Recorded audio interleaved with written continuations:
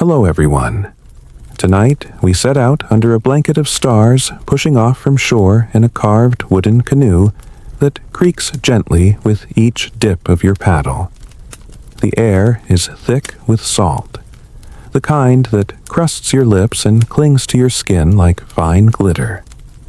Behind you the island fades into shadow. Before you nothing but endless ocean and the whisper of wind tugging at your sail. You're not entirely sure where you're going, but here's the thing. Neither was the person sitting where you are now 1,000 years ago. And yet, they made it. Thousands of miles. No map, no compass. Just the sky, the sea, and an uncanny sixth sense you don't quite trust yet. You probably won't survive this if you were actually doing it, let's be honest. But, hey, lucky you. You're cozy in bed. No sharks, no salt rash. Probably a fan humming somewhere nearby. So, before you get comfortable, take a moment to like the video and subscribe, but only if you genuinely enjoy what I do here. And let me know in the comments where you're tuning in from and what time it is for you. Now, dim the lights, maybe turn on a fan for that soft background hum, and let's ease into tonight's journey together. The canoe rocks gently beneath you, tethered by the pull of waves as the stars begin their slow rise overhead. You sit low, nearly at eye level with the water your paddle dipped across your lap. The last hints of daylight bleed into the horizon like ink in water, and that quiet moment between light and dark stretches just a bit longer out here, surrounded by nothing but sea. This is how it starts. Every voyage across the Pacific, whether for trade exploration, exile, or adventure, begins with this hush the moment you leave behind certainty and lean into trust. Not trust in tools, but in memory and rhythm and in the kind of ancient intuition most of us lost somewhere between checking the weather app and yelling at Google Maps for rerouting us through a Starbucks parking lot. You glance up. Above, the sky blooms. There's Orion, except out here he's not a hunter. He's a fishhook. The Southern Cross low on the horizon points the way south, sharp and clean. These constellations aren't just pretty, they're your roadmap. Their paths, their risings and settings tell you where to steer, how far you've gone, and whether you've drifted off course. You start to notice how they rise in arcs, how some stars seem to walk across the ocean before climbing up. That's not poetry, it's technique. It's also not foolproof. Historians still argue whether early Polynesians used full systematic star charts or just memorized a few key star lines tied to their destination. Either way, the results are wild. They reached places thousands of miles apart, Hawaii, New Zealand, Rapa Nui, on purpose. And here's the kicker, you're doing this all with no metal, no compass, no written language, and absolutely zero Starbucks. The canoe you're riding is quiet, but it's no small feat. It's a double-hulled vaca, stable enough for the open sea, lashed together with rope made from coconut husk fiber. No nails, just wood cordage and craftsmanship so tight it doesn't squeak, even as it glides over the swell like it was born to. Around you, your crew murmurs softly, pointing to stars and shifting sail with practiced ease. You recognize none of the words, but the rhythm of their voices calms you. It's the rhythm of trust, of tradition. You're in good hands, also possibly a little sunburned. Coconut oil helps, but you're still peeling in weird shapes. Back to the sky. One of the first things you notice is how bright it is. Like, really bright. You didn't think stars could cast shadows until now. That's because there's no light pollution out here. No city glow, no neon signs, just raw, pristine sky. And the navigators. They know up to 150 stars by heart. not just their names, but their rising points, their setting points, and which islands each one will carry you toward if you follow it. You spot Venus, rising a brilliant pearl of a planet, and someone next to you mutters something in reverence. It's not just a pretty light. It's a known entity, predictable, respected. Sometimes it's called the morning star, other times evening star, depending on its cycle. You think of it as a loyal traveling companion, one that disappears now and then, but always finds its way back. You begin to feel the ocean differently, not just as water, but as texture. It has moods. The waves don't just crash, they roll, pulse, shift. Some come from one direction, others from a storm hundreds of miles away. That layered motion. It's called wave refraction, and trained navigators feel it in their bones. You try closing your eyes and tuning in. Is that faint cross-current coming from Tahiti? Or did you just sit weird, and now your leg's asleep? Here's a fringe fact. Some navigators learn to detect island proximity by watching the flight paths of seabirds at dawn and dusk. Naughty terns and frigate birds don't sleep on the water, they return to land. So, if you see them heading somewhere purposefully, you follow. Unless it's into a hurricane. Then, maybe don't. You shift slightly on the wooden deck now, slick with dew, and notice a lightness in your chest. There's something freeing about this being so far from anything relying not on technology, but on the natural world.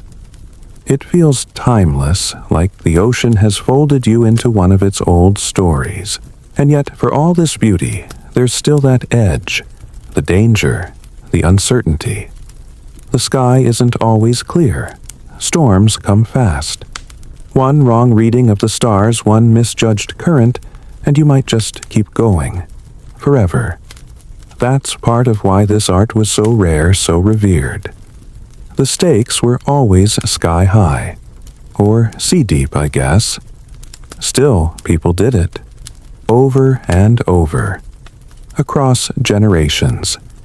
They didn't just survive, they thrived. Populated some of the most isolated islands on Earth. Built cultures, languages, navigation schools, even oral genealogies that linked star positions with family history. Basically, your great-great-great-great-grand-uncle might have been a celestial GPS. And here you are, rocking gently under the stars, learning again how to look up. Let's keep going. You shift your weight on the woven mat toes, brushing the smooth wood of the canoe deck. The night deepens, and above you the sky unfolds in layers, stars so sharp and numerous they feel like pinholes in velvet. You look around at the crew again. No one stares at a map. No one squints at instruments. They're just looking, listening, feeling, like the entire voyage lives in their skin. These are the wayfinders. Not sailors in the modern sense. Not captains with clipboards or naval charts. They're something else. Part astronomer, part philosopher, part shaman. You try to imagine what it's like to stand at the helm with nothing but open sea ahead, and yet be utterly certain of where you are. Like sensing magnetic north with your eyelashes. Wayfinders memorized the shape of the ocean. Literally. They trained for years, often decades, to feel subtle shifts in wind wave and light. They could tell the difference between wind-borne swell and deep ocean pulse. They knew where the swells met, tangled, or slid apart, and what those meetings meant. Your brain struggles to imagine remembering that much with just your senses. You once forgot where you parked at Trader Joe's. Twice. The training didn't stop at sea. These navigators studied the skies like books. Each star had a name, a personality, a rising and setting point along the horizon known as the star compass. Think of the star compass like a celestial pizza. 360 degrees sliced into specific positions, each tied to directions and islands. The wayfinders would memorize where stars rose and sank on that ring. So, if Sirius rose just left of your bow, and you knew it meant keep on toward Samoa, you adjusted your heading accordingly. Historians still argue whether this system was developed independently across different Polynesian cultures, or if it diffused outward from a single origin point like an epic knowledge explosion. Either way, it's an astonishing feat, especially considering that many voyages took place across featureless stretches of sea that would break most of us by day 3. And don't forget, they couldn't write this stuff down. Oral memory was the only hard drive, which, frankly, makes your inability to remember your email password a little more embarrassing. But it wasn't just the stars. No. These navigators pulled clues from everywhere. The color of the water, the scent of distant land carried on wind, the movement of clouds which often behave differently near atolls or volcanic islands. You learn that high fluffy cumulus clouds tend to cluster over warm land masses during the day. A good wayfinder could spot one over the horizon and know land. Then there were the birds. Again, these weren't just wildlife. They were GPS satellites with feathers. Certain birds flew only so far from land, 30 miles for one species, 50 for another. See one circling. It's mapping a radius. See one with a straight flight path at dusk. Follow it. It's heading to its roost. Nature was a kind of conspiracy out here, every element secretly trying to help you survive if only you knew how to listen. A quirky little fact, some navigators would lick a bit of sea foam to taste for changes in salinity. Fresher water could mean proximity to a river mouth or lagoon. Not the tastiest technique, but effective. You try to picture yourself doing that on a cruise ship. Probably not. Back in your canoe, a murmur runs down the crew. One of them points a dim orange glow low on the horizon. It's the moon rising, but more than that, it's a time marker. Every phase of the moon has significance. Its light changes the visibility of stars, the behavior of birds, the shape of tides. A good wayfinder folds lunar phases into their strategy like a conductor planning a symphony. Nothing is random, not even the shadows. The quiet among the crew isn't awkward, it's focused. Their knowledge lives beneath their breath. They might hum softly to keep rhythm, mutter a few lines of ancestral chants, or shift sail without a word. The canoe seems to know where to go, or maybe it's just the way they move with it instead of against it. You remember hearing once that Polynesian languages have dozens of words for wind. You used to think that was an exaggeration. Out here, though, it makes perfect sense. The wind isn't just strong or gentle, it's crosswinds trade. Winds, leeward gusts, sudden bursts that shift your heading a degree or two enough to miss an island entirely if you're not paying attention. One word might mean light breeze from behind left shoulder in early morning. Another, sudden gust rising with storm clouds near Fiji. It's a vocabulary born of necessity. And the stars, those ever-reliable markers, aren't always the same either. The Earth wobbles slightly over centuries in a cycle called precession, shifting the positions of constellations very slowly over time. Some wayfinding systems had to adjust accordingly, or pass knowledge down with disclaimers like, Sirius used to rise here. Now it's a hair left of that. It's like your Google Maps glitching every 100 years. The ancients adapted. A hush falls again. The air is cooler now. Your breath slower. The moonlight glitters along the ridges of gentle waves like scattered coins. You stretch your legs, slightly careful not to rock the canoe. Ahead, the sea glows faintly, a phenomenon known as bioluminescence, where plankton light up when disturbed. It's subtle, like fairy dust in the water. A trail forms behind you, your canoe's glowing signature across the sea. You wonder if the ancient wayfinders noticed it too, if they followed that shimmer as reassurance like a breadcrumb trail on a liquid path.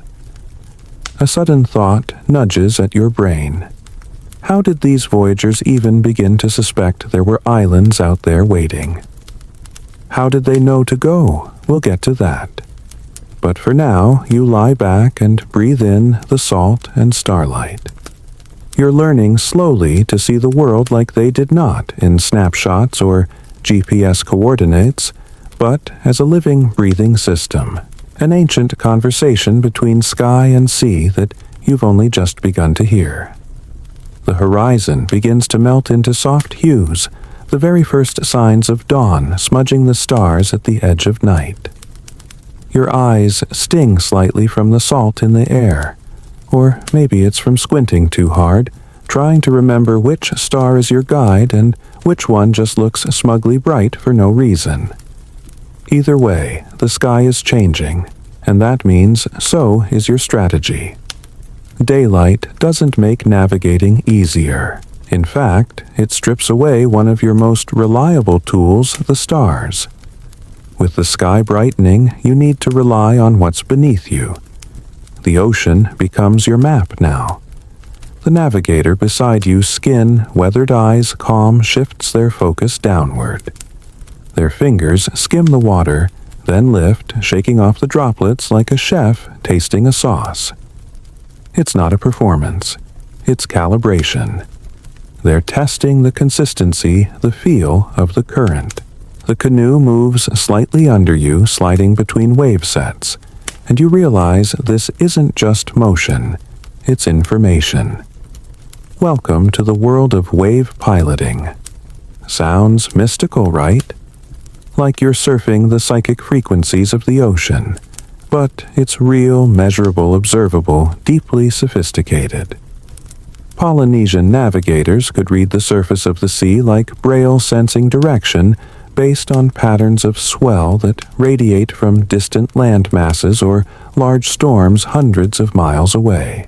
These aren't simple waves. They come in layers. Some from the east, shaped by trade winds. Others from the south, born in Antarctic storms days ago. The navigator memorizes these intersecting rhythms. If the canoe rocks side to side at a regular tempo, you might be crossing perpendicular to a swell. If it lifts and drops smoothly, you're riding with one. Feel a double bump every few seconds. That's two swells crossing paths. It's like listening to a duet where both instruments are invisible. Historians still argue whether wayfinders truly tracked islands by interpreting the echo of waves bouncing off shores called reflected swell, or whether that's a romantic overstatement. But several modern navigators have demonstrated just that. In Marshallese tradition, for example, some navigators used stick charts, delicate frameworks made of coconut ribs and shells, to visualize wave patterns. The charts weren't brought on voyages. They were used to teach the wave logic before setting out, sort of like flashcards but saltier. A quirky tidbit, some oral traditions mention using the shape of one's testicles on the canoe deck to gauge wave frequency. Yes, really. Sit in a certain posture and let nature's sensors detect the pitch. Strange, maybe. Effective. Apparently so. Probably not a technique you'll see at a modern sailing school, though. The sun finally pushes above the horizon in a red blaze, flattening the sea with golden light. The stars vanish, completely tucked behind the veil of day. You're officially flying blind unless you know how to see differently. You start paying attention to the color of the water. It's subtly different than a few hours ago. Less inky, more turquoise. Could that mean you're approaching shallower depths? Maybe. Islands surrounded by reefs often cast their own hue onto the ocean around them. You start to notice changes in bird behavior too. A single frigate bird loops overhead, not just wandering but circling with purpose. Maybe scouting. You track it with your eyes until it drifts inland toward a low shape on the horizon you hadn't noticed before. Is it a cloud, a smudge of morning haze, or land? Your heartbeat kicks up just slightly, and a low chant hums from the back of the canoe. It's rhythmic, almost hypnotic. One of the crew sings softly, part prayer, part memory device. These chants weren't just spiritual, they were functional. Many contained encoded directions, landmarks, and star references all set to melody. Easier to remember that way. It's like singing the GPS directions to your favorite burger joint. You ask quietly how far it is to the island. The navigator doesn't answer right away. They just tap the edge of the hull and say something in a language older than the country you were born in. You assume it means something profound, but it might also mean you'll see. Navigating without modern tools isn't just about memorizing constellations or watching for clouds. It's a mindset. It requires presence. You can't zone out. You can't scroll on your phone. Also, your phone's dead. Obviously, you have to exist fully in the moment. Read the signs, interpret the rhythm. Stay connected to a world most people forget exists, unless it's printed on a travel brochure. You look again to where that faint shape was. It's clearer now. Definitely not a cloud. You see a dark green crest, a few jagged peaks. Palm trees, hard to say yet. But it's there. An island. You're approaching land. One of the crew pulls out a conch shell and blows a long, low note. It vibrates in your chest like thunder underwater. It's both announcement and greeting, telling the land you're coming, telling the ancestors you're near. A fact, for your sleepy brain, some Polynesian voyages were part of a deliberate migration strategy. This wasn't all wandering. In many cases, there were multiple canoes sent out in different directions, often with plants, animals, and entire families aboard. They weren't just exploring, they were settling. And they brought taro, breadfruit pigs, chickens. Like the world's oldest food truck, only powered by starlight. You take in a deep breath.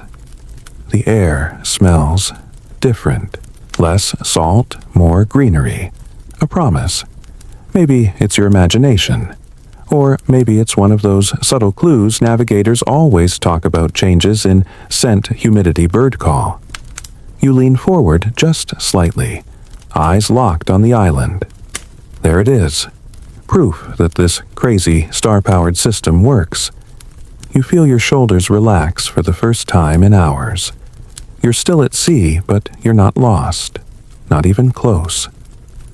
The canoe cuts forward, slow and steady. The island grows larger with each passing moment, every detail unfolding like a secret kept just for you. You're starting to believe it now, this ancient art, this dance with the stars and sea. And you've only just begun to understand how deep it goes. The island draws closer, its green silhouette sharpened by rising sunbeams that seem almost theatrical. A curtain slowly lifting on the day's performance. You smell vegetation now, lush, wet, alive.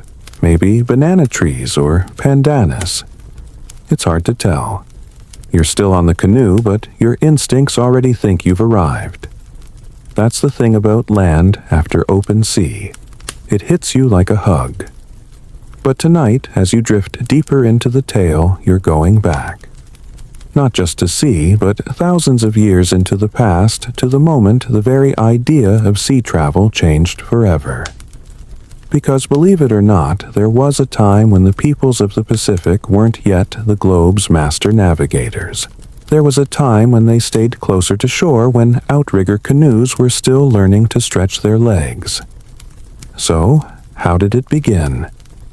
You rewind now to around 3000 BCE.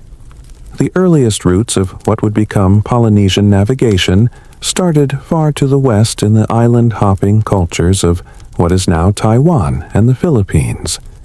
These Austronesian-speaking people had boats, sure, but also something far more dangerous curiosity. It's the same impulse that made you click on a 2-hour video about how people used stars to cross an entire ocean. That little itch. What's over there? Historians still argue whether these early Austronesians set out intentionally to colonize new islands or were sometimes nudged by overcrowding conflict or climate change. Probably a mix of all three. What's clear is that around 2000 BCE, they started spreading out across island Southeast Asia, like adventurous ants into Indonesia, then Melanesia, then onward toward Micronesia. These were major oceanic leaps, but still hugging the continent's edge. The boats were good, but not yet built for the endless blue. Then came the leap. Somewhere between 1500 and 1000 BCE, those same seafaring families made the bold move into what we now call remote Oceania areas of the Pacific, so isolated that they'd remain uninhabited until Polynesians arrived. This wasn't just another hop across a bay. This was like building a rocket and landing it on the moon with no computer. The distances involved hundreds, sometimes thousands of kilometers between islands, meant one wrong move could end in oblivion. You either knew what you were doing, or you didn't come back. And still, they did it. You think of those first explorers pushing off from the Solomons or Vanuatu, setting their sails toward the unseen. Some carried with them root crops. Others took chickens or pigs. Some just had faith, if not in gods, then in the ocean itself. The boat wasn't a thing they were on. It was a thing they were. There's something terrifyingly beautiful about that. A quirky detail for your mental museum.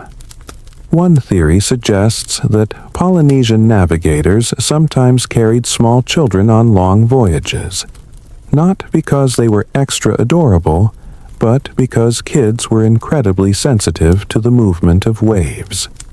A squirmy toddler could react to wave pattern shifts faster than an adult. Basically, they were tiny, snot-nosed accelerometers. You're floating in this image now, a double-hulled canoe slicing through sapphire waters, its sail puffed with wind, its hull stacked with taro fish traps and sleeping dogs. No land in sight, just stars, and guts, and a whole lot of listening to the sea. The boats themselves were marvels of ancient engineering.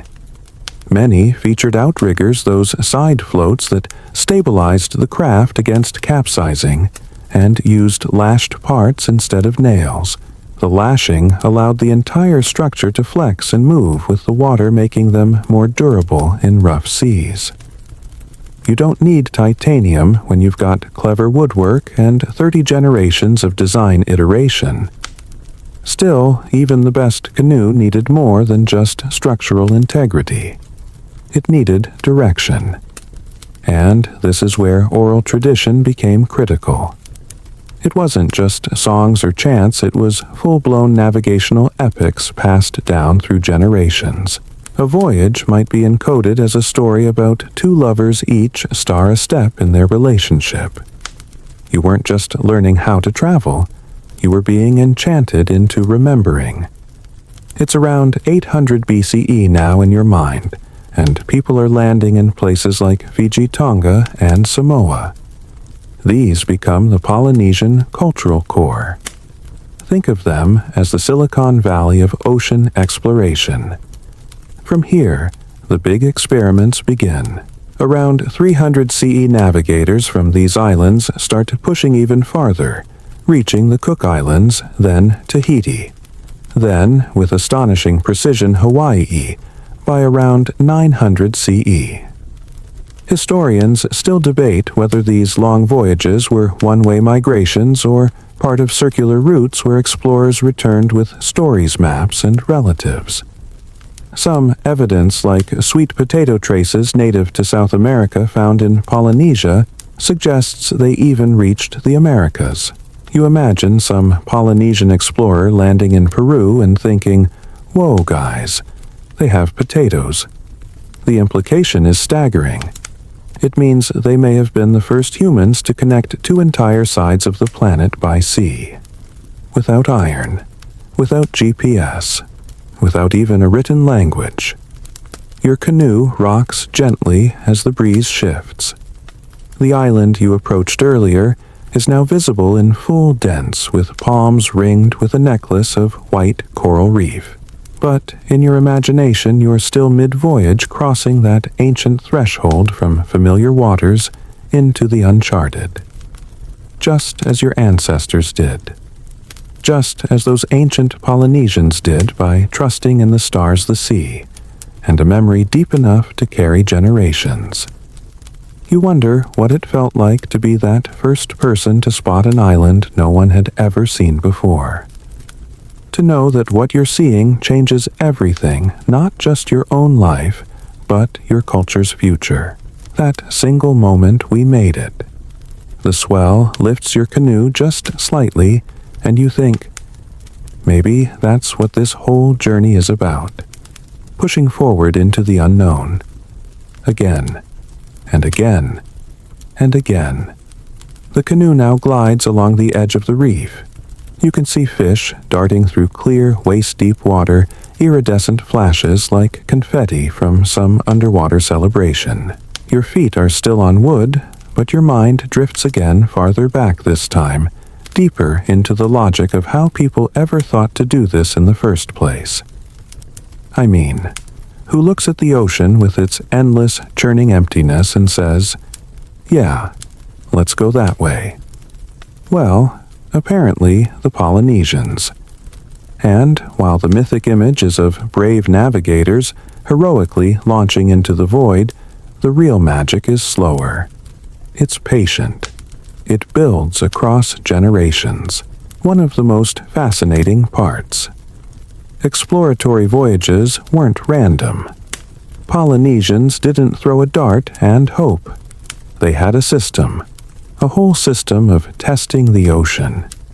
You learn that some voyages were reconnaissance missions, shorter trips sent out from known islands to see what was out there, like sticking your toe into a dark pool before jumping in. These sailors weren't looking for new homes just yet. They were watching for flight patterns of birds, for unusual clouds on the horizon, for driftwood or seaweed from distant shores. It's like playing 3D chess, but instead of a board, it's the Pacific. And yes, they used birds specifically, seabirds like noddies and frigates. These birds don't sleep on the water, so they return to land nightly. If you let one go late in the day and it circled back to your canoe, probably no land nearby. If it flew away and kept going, good sign. Some navigators released birds in sets, one right after another, watching which directions they flew. Nature has GPS feathered and slightly annoyed. Historians still argue whether this method was systematic or instinctual. Was there a shared bird release protocol, or was it a lucky hunch passed through family lore? Either way, the technique was surprisingly effective and poetic. Imagine trusting your voyage to a bird's decision-making. You wouldn't trust a pigeon with your lunch order, let alone your survival. But there it was, flapping out ahead of you like a feathery pathfinder. Meanwhile, back on the canoe, other clues were just as important. The shape of clouds, for example. Ever notice how certain clouds kind of sit above land during the day Polynesian navigators did? These stationary cumulus-type clouds form over warm land masses as moisture rises and condenses. Spot one on the horizon. You might just be seeing an island's secret signal. Quirkier still, the reflection of islands on the undersides of clouds. Yes, really. Under specific lighting conditions, large islands can cast a subtle tint upward into the base of clouds hovering above them. It's like a ghostly mirror, barely there. But if you've trained your whole life to see it, it's as bold as a neon sign. By this point, you're realizing that Polynesian navigation isn't just impressive, it's basically superhuman. Like turning your whole body into a radar system. You start to appreciate how vital memory was. These voyages required the memorization of thousands of data points, which birds nest where, which stars rise when which islands are connected by which swells. It was all carried orally, mind to mind, like a living library without books. And that's where the star paths come in. You've heard that term before, maybe. Sounds mystical, right? Like something out of an old fantasy novel. But it's real, and it was the key to transoceanic travel. Navigators memorized the rising and setting points of specific stars and used them to maintain direction. Each star had its own house on the horizon, an invisible slot where it would appear or disappear during certain seasons. By tracking where stars rose or set in relation to the canoe's bow, the navigator could keep a straight course even in the dead of night. Imagine you're steering. You know that Sirius rises at a specific point due east. You align your canoe to that rising point, then keep the canoe's nose fixed toward it. If clouds cover the stars, you might remember the direction from the way the wind hits your cheek, or how the canoe rocks in the swell. It's like having 10 backup plans for every navigation tool. Stars, wind waves, sunbirds, smell, feel. Total sensory integration. But there's a problem: stars move. Well, technically the Earth does, but let's not get into that at bedtime. The point is, what's due east in January might not be due east in July. So, Polynesian navigators didn't just memorize static stars. They memorized seasonal star paths, and they often sang them literal songs of direction tuned to the rhythm of paddling or wind. Like if your GPS gave you turn-by-turn directions in lullaby form. A quirky fringe tidbit here: there's evidence that some navigators would stare directly at the sun or stars for long periods, deliberately training their eyes to burn in the positions. Not exactly ophthalmologist approved, but possibly useful. You kind of respect the dedication. Or you know the stubbornness. As you're learning all this, something strange happens. You stop thinking of the canoe as a vessel. It becomes more like a stage, and the ocean around you, its sounds, smells, motion, is a constant stream of navigational clues. You're not reading a map. You're reading everything. Even silence matters. If there's no sound of birds, no hiss of wind, no splash of fish, that absence means something. Stillness itself becomes a data point.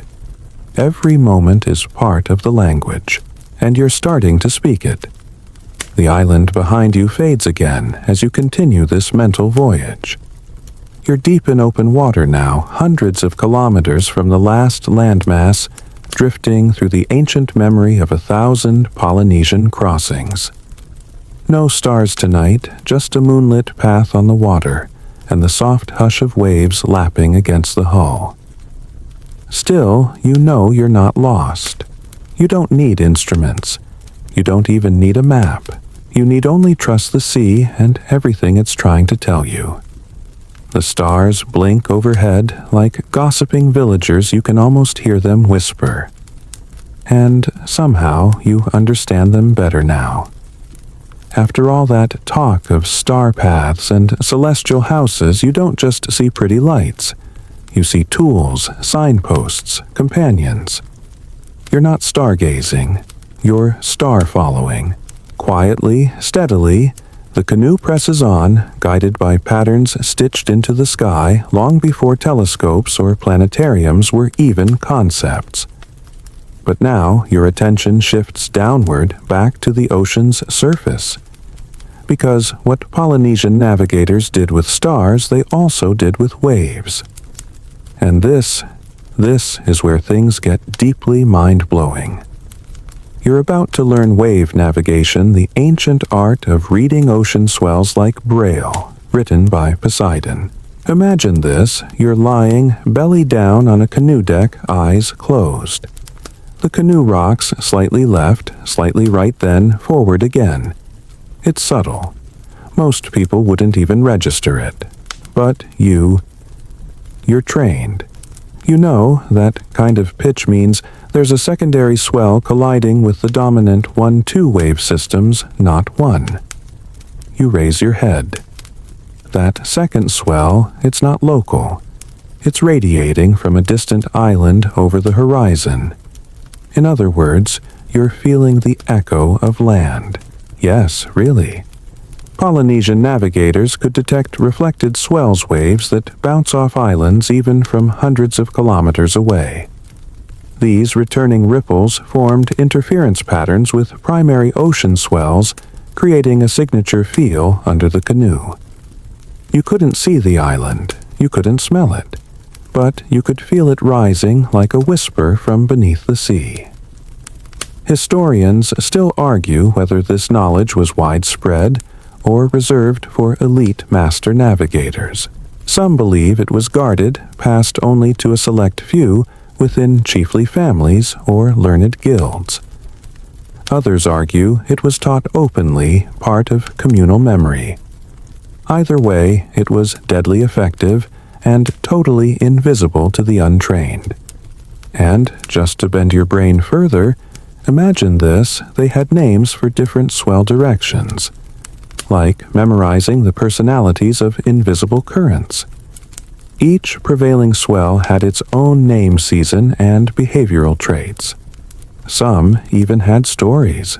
You didn't just sail on the sea, you sailed with it, like having a conversation in motion. One quirky gem: some navigators reportedly could lie down inside the canoe's hull, completely hidden from visual cues, and still steer a steady course over hundreds of kilometers, using nothing but the rise and fall of the boat. They would memorize how a specific journey felt under their ribs, their ankles, their spine. Try explaining that to your Google Maps app. You picture yourself doing this, just lying on woven mats, hand on the wooden rim, letting the rhythm of the sea speak through your bones. No compass, no sextant, just skin and swell. It sounds like magic, but it's not. It's neuroplasticity with a dash of salt water, and a few thousand years of practice. Of course, all this knowledge had to be taught, and not from a textbook. Oral tradition was the classroom.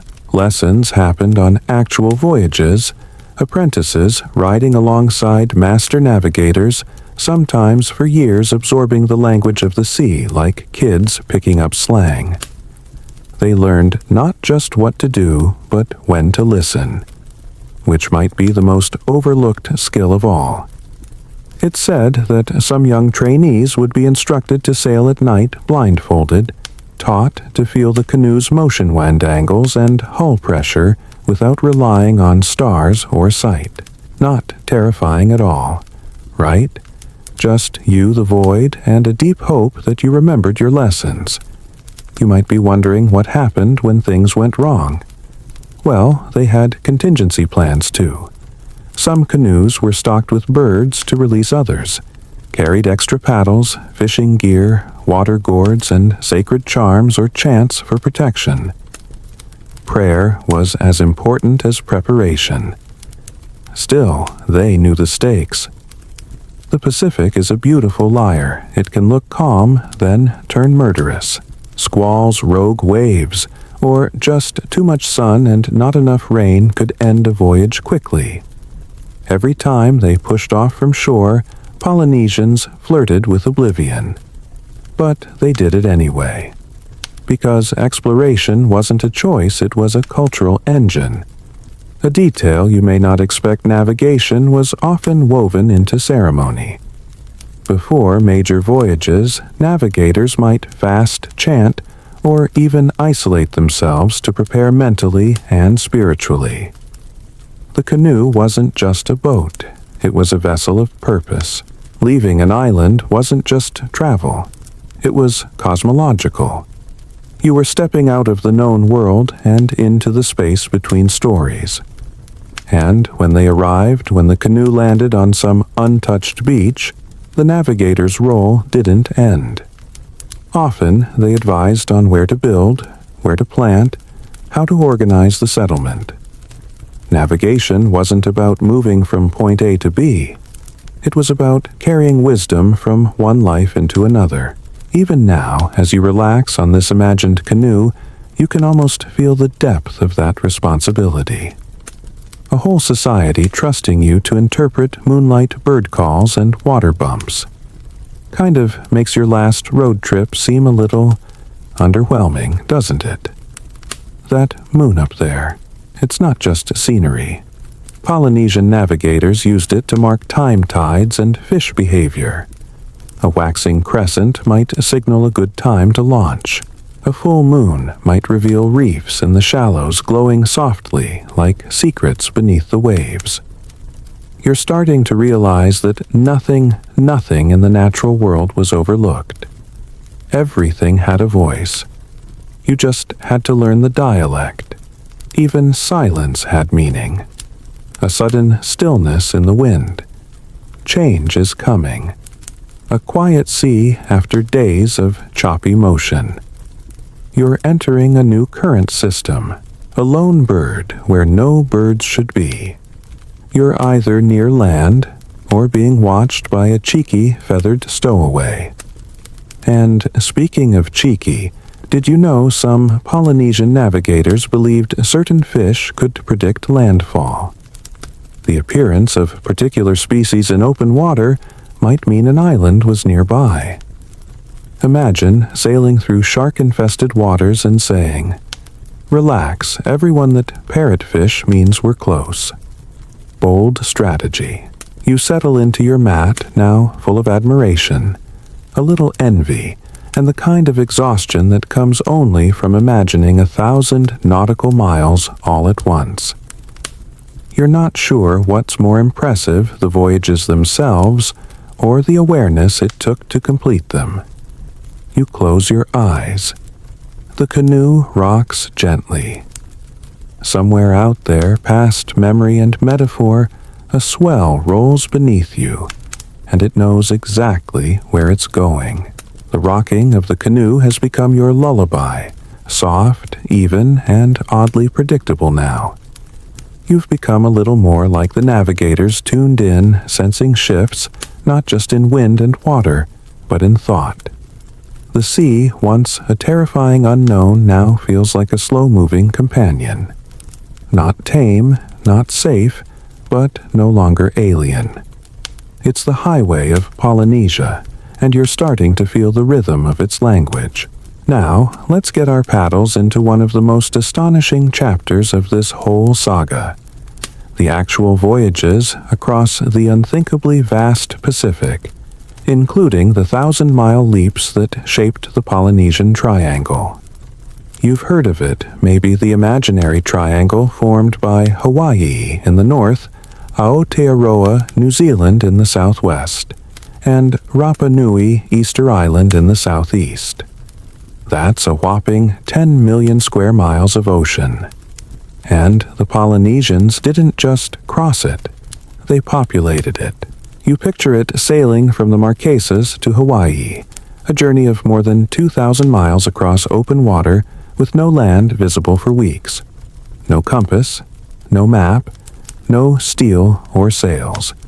Just you, your canoe, and your multisensory memory of stars, swells, birds, and hope.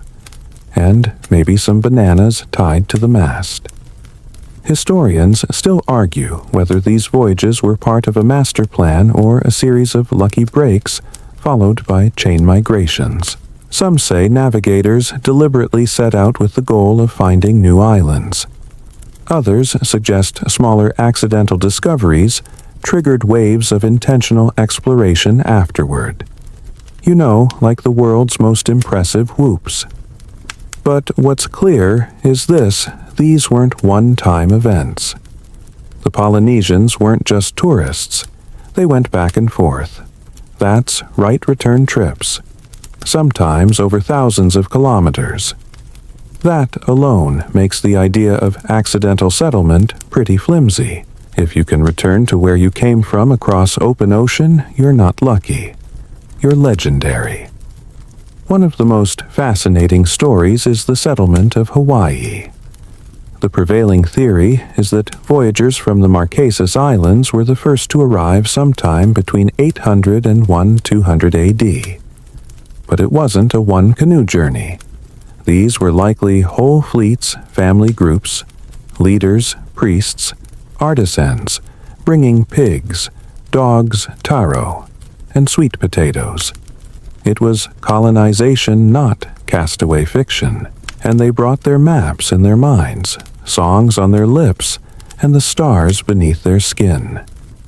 Fun, fringe tidbit: some navigators memorized entire ocean passages as a sequence of visualized waypoints, imaginary islands of star positions, and swell shifts. It's like building a mental slideshow of an invisible road. They would recite these waypoints like mantras, some with gestures or chants. You weren't just remembering, you were embodying the voyage. And when those voyagers arrived in Hawaii, they didn't find just paradise. They found volcanic slopes, new bird species, fresh fishing grounds. But they also found challenge. Unlike the lush, river-fed atolls they'd left behind, Hawaii's islands required adaptation. New tools, new housing styles. You couldn't just transplant your old life. You had to innovate. And they did spectacularly.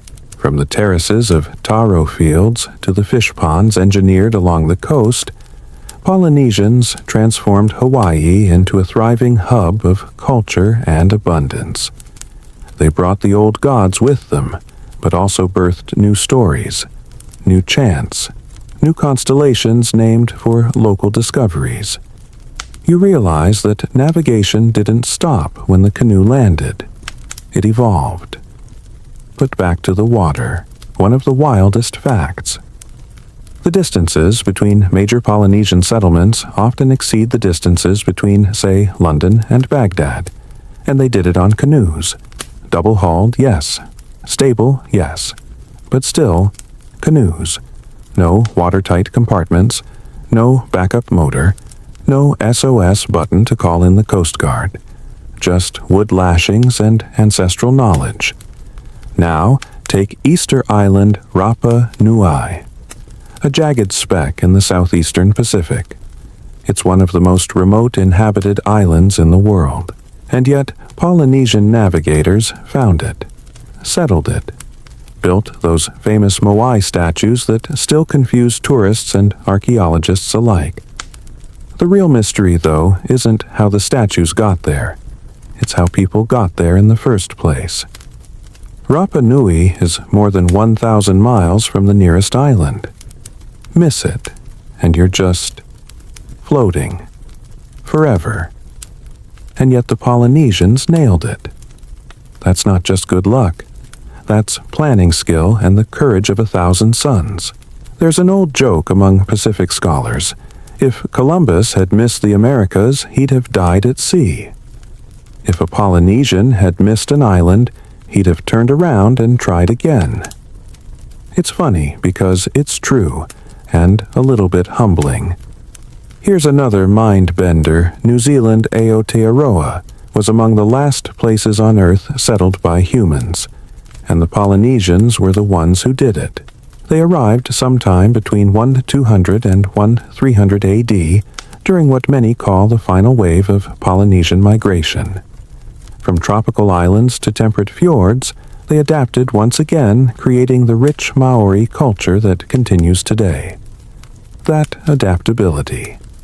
It's rooted in navigation, in knowing not just how to find a place, but how to listen to it once you've arrived, how to read its cues, know its moods, honor its rhythms. That's what made these voyagers different. They weren't conquerors, they were harmonizers. A quirky tidbit. Some accounts suggest that navigators would purposefully wait for a specific type of swell or star alignment before even beginning a voyage.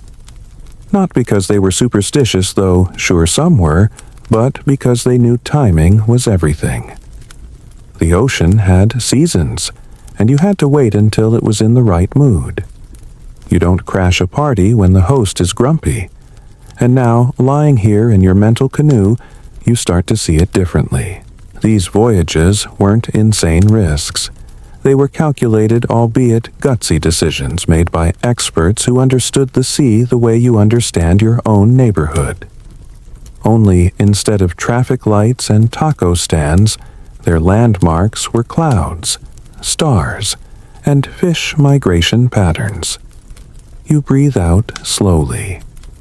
Your body has stopped bracing against the imagined waves. Now it leans with them.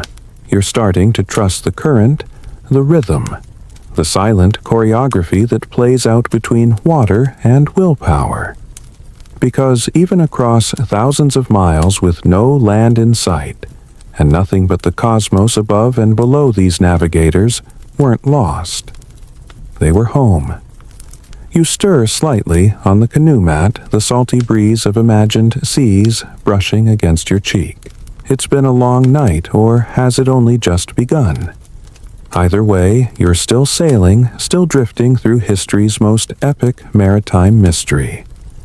And now the question that lingers like sea spray on your skin is, how did they pass this navigation mastery from one generation to the next?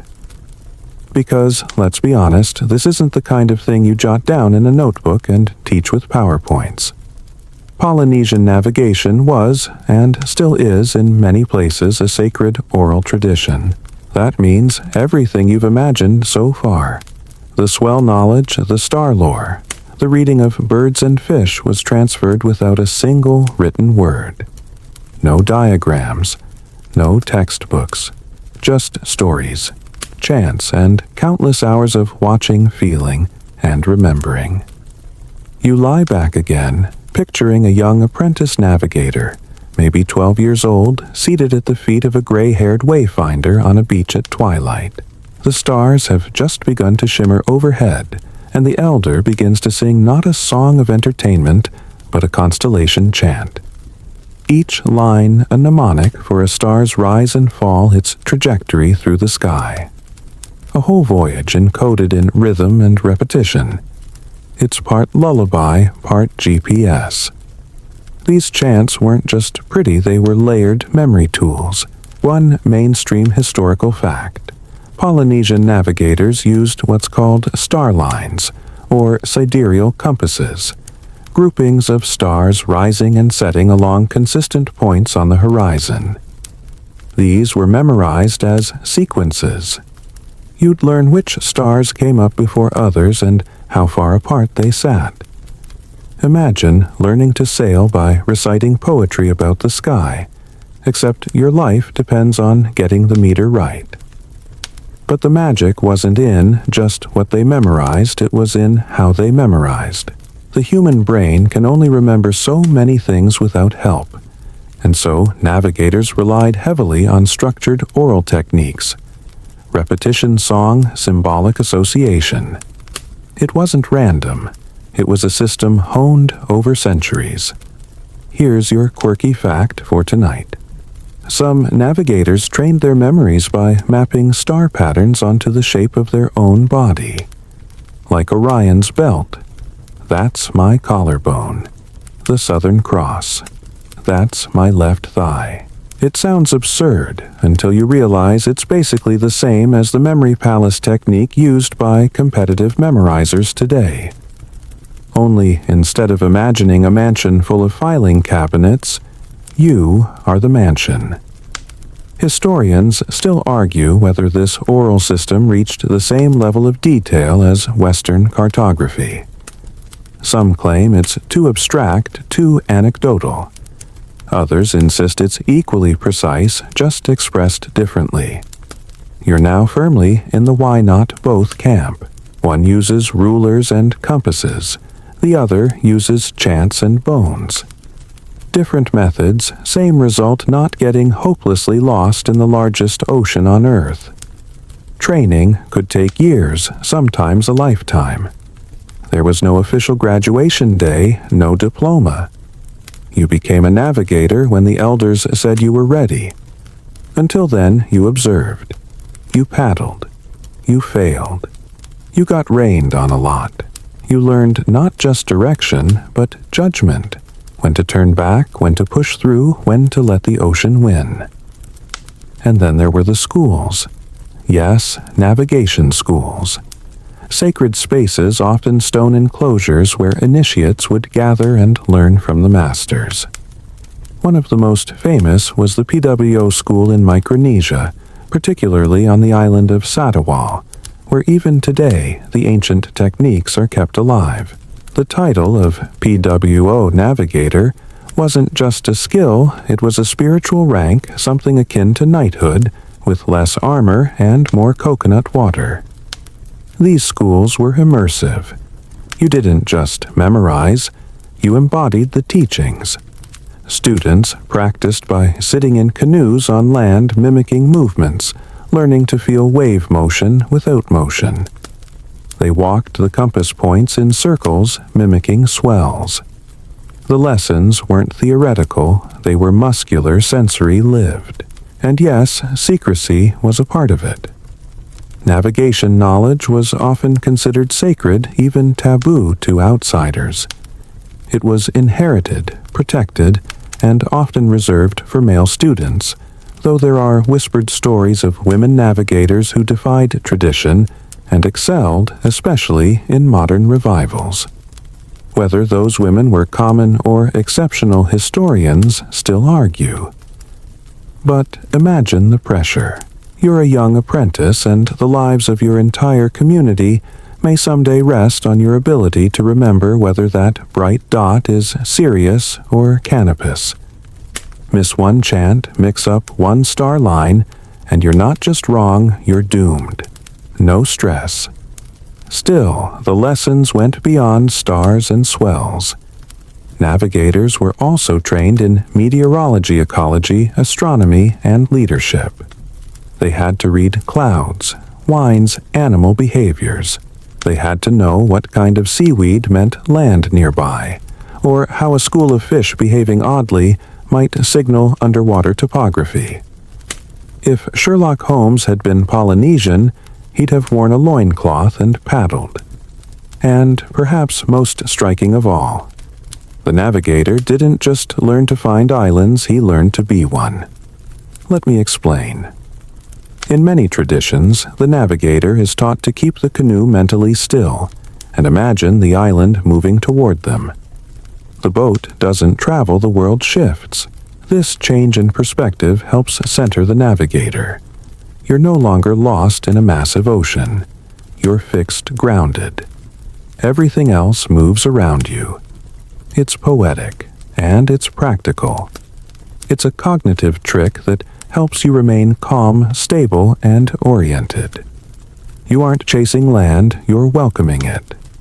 Now, you lying here under your imaginary stars start to realize this whole process is less like sailing a boat and more like becoming a shaman. A blend of science, storytelling, and spirituality. You're not just navigating water. You're navigating reality. And yet with all this richness, much of the knowledge was nearly lost.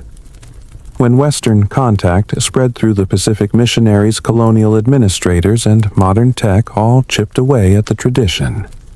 Compasses, maps, engines, they were easier, quicker. And soon, whole generations grew up without learning the songs, the stars, the swell cues. For a time, it looked like wayfinding might vanish altogether. But here's where the tide turns. In the late 20th century, a revival began. Visionaries across the Pacific said no more. They rebuilt the canoes. They found the elders. They relearned the chants. And, slowly, astonishingly, they sailed again. The Hokulea Hawaii's famous double-hulled canoe made its maiden voyage in 1976, navigated without instruments. It was a statement this knowledge isn't lost. It's alive, and with every mile it came roaring back. The gentle creak of the canoe fades beneath the soft hiss of ocean spray, and now you begin to feel the tug of something deeper. Not just waves and wind, but a kind of reverence. Because as much as Polynesian navigation was about reaching new lands, it was also a spiritual discipline, a connection to ancestors' gods and the living sea. You're not just on a voyage across water. You're floating in ceremony. In many Polynesian cultures, the navigator didn't just work with nature, they communed with it. The stars weren't just coordinates, they were guardians. The ocean wasn't just a path, it was a deity. The canoe a sacred vessel, a floating altar. And every journey became a living prayer paddled into being. You start to grasp why the title of navigator carried more than prestige. It carried responsibility, almost holiness. These weren't just sailors, they were stewards of memory mediators between sky and sea. To become one, you had to train not only your body and mind, but your spirit. A bit like Jedi training minus the lightsaber, plus more fermented breadfruit. And yes, we're going to talk about the mana. That elusive Polynesian concept of spiritual power. You've probably heard it tossed around in pop culture video games, fantasy novels, maybe a magic spell or two, but for Polynesians, mana is real. It's inherited, earned, and respected. Certain people and objects carry more of it than others. A double-hulled canoe carved from sacred trees brimming with mana. A master navigator who's made 6 successful voyages, positively humming with it. Even chants themselves could hold mana, especially if taught directly from an elder. Which is why sacred knowledge was so carefully guarded. It wasn't just information, it was power. One mainstream historical fact in traditional Hawaiian society, the most respected navigators were sometimes treated as spiritual advisors or high-ranking priests. They held a knowledge that could mean the difference between survival and starvation, between thriving and drifting into oblivion. That kind of power.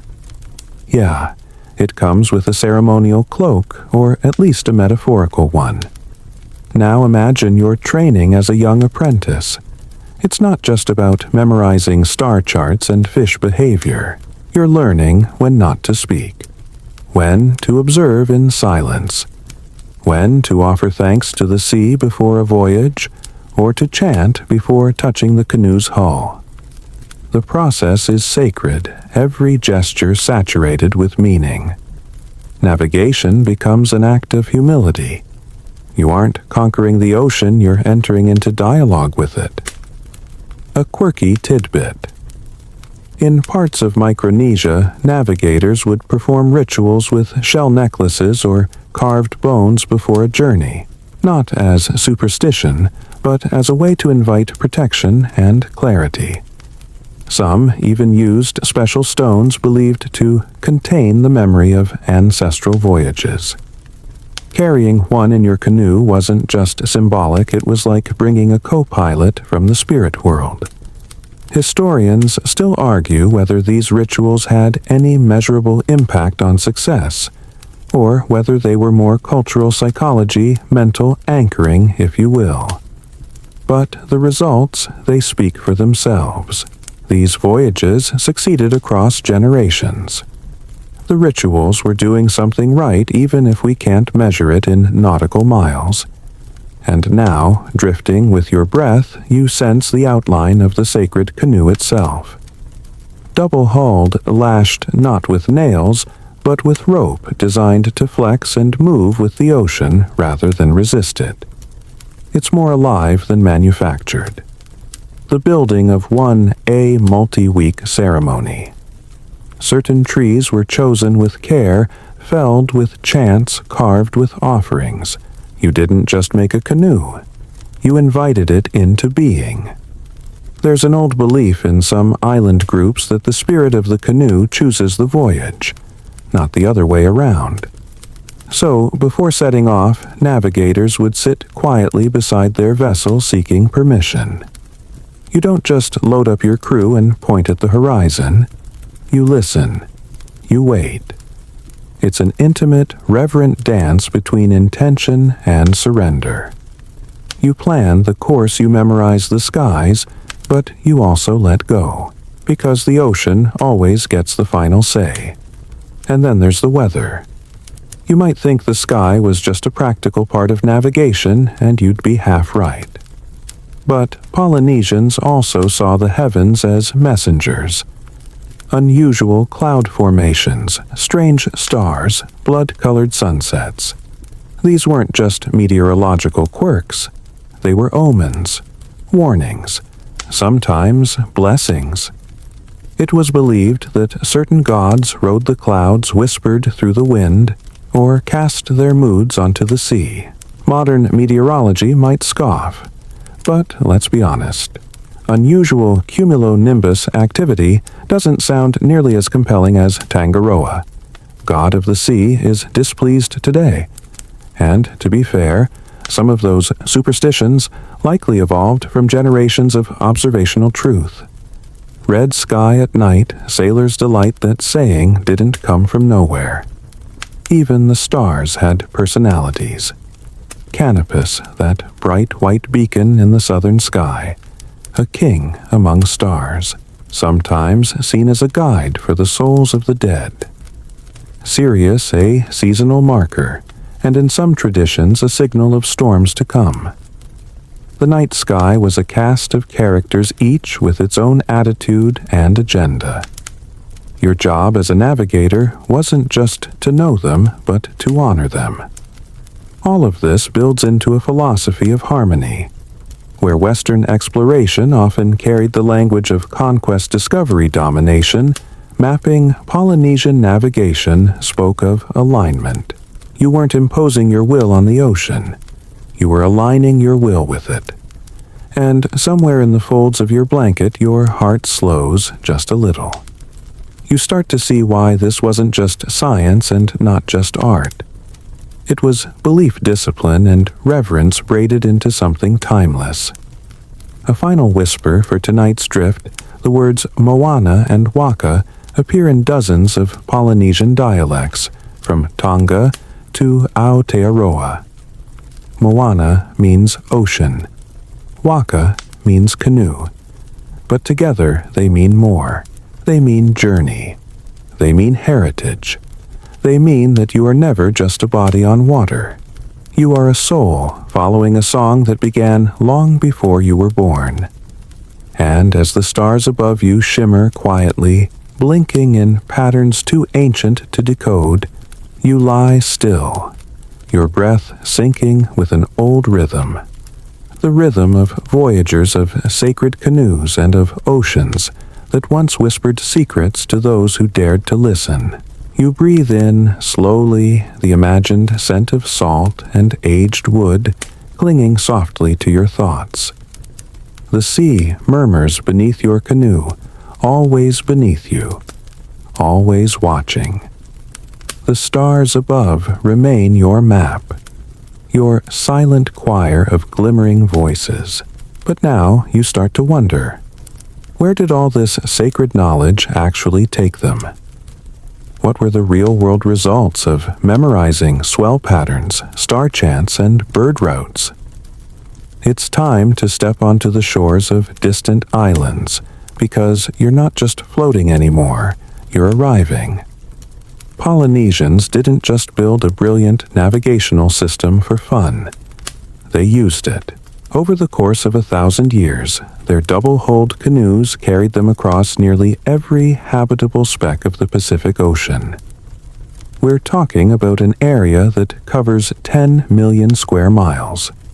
Yeah, million. That's basically from Los Angeles to Beijing, and back again across open water. No GPS, no sextants, no cool waterproof maps. Just brains, bone tools, and star chants. And coconuts, obviously. Lots of coconuts. Here's your mainstream historical fact. By around 1200 CE, Polynesians had settled nearly every major island group in the central and southern Pacific, including Hawaii, Rapa Nui, Easter Island, and Aotearoa, New Zealand. That's one of the greatest feats of maritime migration in human history. And yet for a long time, most textbooks gave it a paragraph. Maybe two if they were feeling generous. So, how did they do it? And just as important, why some voyages were exploratory. A group of skilled navigators and their families would set off in search of new land, following seasonal signs, bird paths, and celestial alignments. Other voyages were spurred by famine, conflict, or religious vision. But all of them carried with them plants, animals, culture, and stories.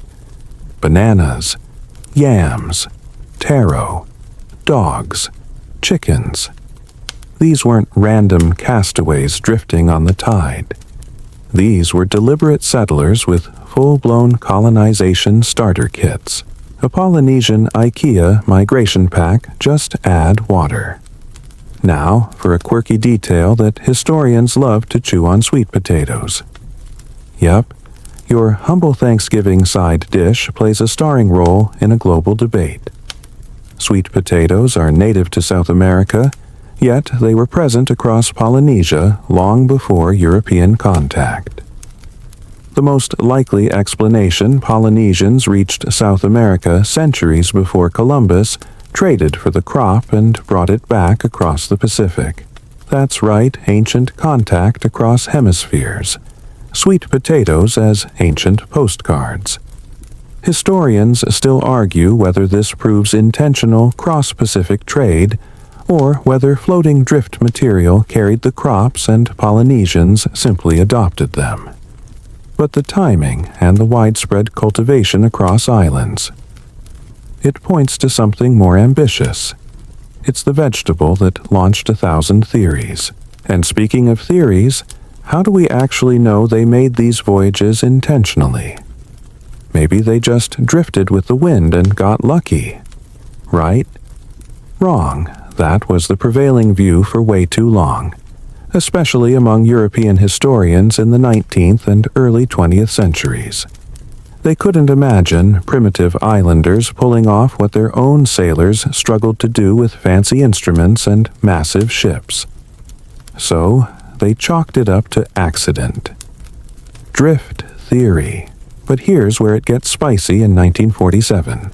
Thor Heyerdahl launched the famous Kon-Tiki expedition, sailing from Peru to Polynesia on a balsa wood raft. His goal, to prove that Polynesians didn't sail west to east, but that South Americans drifted to Polynesia. He made it, but his conclusions pretty sketchy. The voyage proved it was possible, but it didn't prove it actually happened. And modern archaeological, linguistic, and genetic evidence. Yeah, it firmly favors Polynesians as the eastward voyagers, not the other way around. So, in the 1970s, the real comeback started. Enter the Hokulea. Picture this, a 62-foot double-hulled canoe built using traditional designs, setting out from Hawaii to Tahiti without any modern instruments. Leading the way was Mau Piailug, a legendary navigator from Satawal, one of the last keepers of traditional Micronesian wayfinding. He wasn't Polynesian, but his knowledge bridged the gap. The voyage succeeded. And suddenly, centuries of doubt and drift theory arrogance were capsized in one elegant wind-powered move. Since then, the Hokula and other traditional canoes like it have traveled thousands of miles, retracing ancient roots, rekindling cultural pride and training new generations of navigators. These voyages aren't just reenactments, they're revivals, living threads tying modern Polynesians to their ancestors one swell at a time. But here's the thing that hits hardest. These ancient sailors didn't just colonize islands, they tailored cultures to them. Hawaiian spiritual traditions, Maori tattoos, and haka, the massive moai statues of Rapa Nui, all distinct yet all branches of the same ocean-spanning tree. Even the languages are connected. Say wai in Hawaiian and vai in Tahitian both mean water. The root words ripple across the sea, subtle reminders that long before anyone drew lines on maps, Polynesia was a network, not a collection of dots, but a constellation of peoples. And while we're on the subject of Rapa Nui, yes, that's Easter Island, there's still an air of mystery about how and why the people there built those towering stone heads. The moai, some weighing over 80 tons. Were they ancestral symbols, territorial markers, massive selfie projects? Historians still argue. What we do know is that Polynesians reached one of the most remote corners of the Pacific and thrived. For a while at least. Back in your dream canoe, the stars tilt just a little. You feel the echo of sails billowing the call of a conch shell in the distance. You picture a canoe cresting the horizon of an untouched island, lush, volcanic, ringed in white sand. A place no human foot has touched. And then, the first landing. A fire built, a chant sung, and history quietly, magnificently made.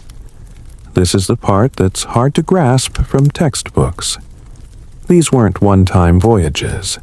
They were the beginning of entire civilizations. Hundreds of unique island cultures all sparked from the same deep ocean wanderlust. And it wasn't just geography they conquered, it was isolation. Imagine growing up on a tiny island with no sight of land in any direction, and still knowing you belong to something greater, a culture that spans oceans, that sails by memory, that sings the stars into place. So now, as your eyes drift shut, and the waves slow to gentle laps, you feel the weight of it all, the accomplishment, the beauty, the sheer scale. You aren't just riding through history. You're riding with the first people who truly understood the Pacific. Not as a barrier, but as a bridge. And in the space between stars and sea, you finally grasp it. They didn't just survive the ocean. They spoke it. The horizon has vanished, now swallowed into night. You float in darkness, but not in fear, because this kind of darkness is familiar. It's the kind the ancient navigators knew intimately. Out here, there are no lights on shore, no satellites blinking overhead. Only the stars. Only the sea. And you. But in this endless black, something glows. The soft shimmer of phosphorescence. The flicker of moonlight on waves. The twinkle of constellations you are starting to recognize. Your senses stretch like rope, tying you to the natural world in ways you've forgotten. This is when you start to feel it, the body memory. Not just yours, but theirs. The Polynesian navigators who came before. They didn't learn from books, they learned from watching, listening, feeling. For them, learning was embodied. Let's talk about how that worked. Formal navigation schools didn't look anything like you'd expect. No rows of desks, no chalkboards, no PowerPoint slides labeled Advanced Currents 301. Training happened by sitting beside a master navigator, memorizing chants, reciting star names, watching wave patterns until they imprinted behind your eyelids. It was a form of apprenticeship that stretched years, sometimes decades. And you couldn't just apply, you had to be chosen. Mainstream historical fact. In Micronesia specifically, the island of Satawal, a full-fledged navigator was called a palu. The title wasn't just handed out. You earned it through years of intense observation oral exams and live tests at sea. Students had to demonstrate their ability to find islands hundreds of miles away without a single modern instrument. Their minds became charts. Their eyes became compasses. It's kind of like Jedi training, but instead of feeling the force, you're feeling wind shifts, counting wave sets, watching the way birds fly. One eyebrow up, cool. One wing slightly lower as it turns. That might mean it's heading back to land. Seriously, everything out here is a clue. You just have to pay attention. A quirky practice. Trainees sometimes had to lie blindfolded in a canoe while it drifted. They would then describe purely by feel the type and direction of swells passing underneath, like learning Braille from the ocean floor. It sounds dramatic, but to a Polynesian navigator, this was just another Tuesday. This method had a name etak in Micronesian tradition. It's a concept where the canoe stays still in your mind, and the islands move. Let that sink in for a second. You're sitting in a canoe in the middle of the ocean. You pick a reference point, say a star or a cloud, or even a feeling, and as you move, you imagine the islands shifting past you instead. It's less about fixed coordinates, and more about relational movement. Like dancing with the sea instead of wrestling it. Historians still argue whether this approach came from metaphor or a full-fledged spatial framework, whether etak was poetic description or a practical mental map. But either way, it worked. Over and over again, navigators reached their target islands with astonishing precision, without the need for longitude or latitude, without GPS lady constantly rerouting them with her recalculating. Now, pause here for a moment. Imagine what your brain would have to do to hold all that. Hundreds of stars, multiple swell directions, the migratory patterns of 10 different seabird species. Not to mention knowing how clouds reflect off shallow reefs, how colors shift near islands, how fish behavior changes with salinity. It's a full-body calculus performed on instinct. And, get this, navigation was also seasonal. Certain voyages could only be made during specific months when wind and current worked in your favor. In fact, many cultures had entire calendars built around voyage windows.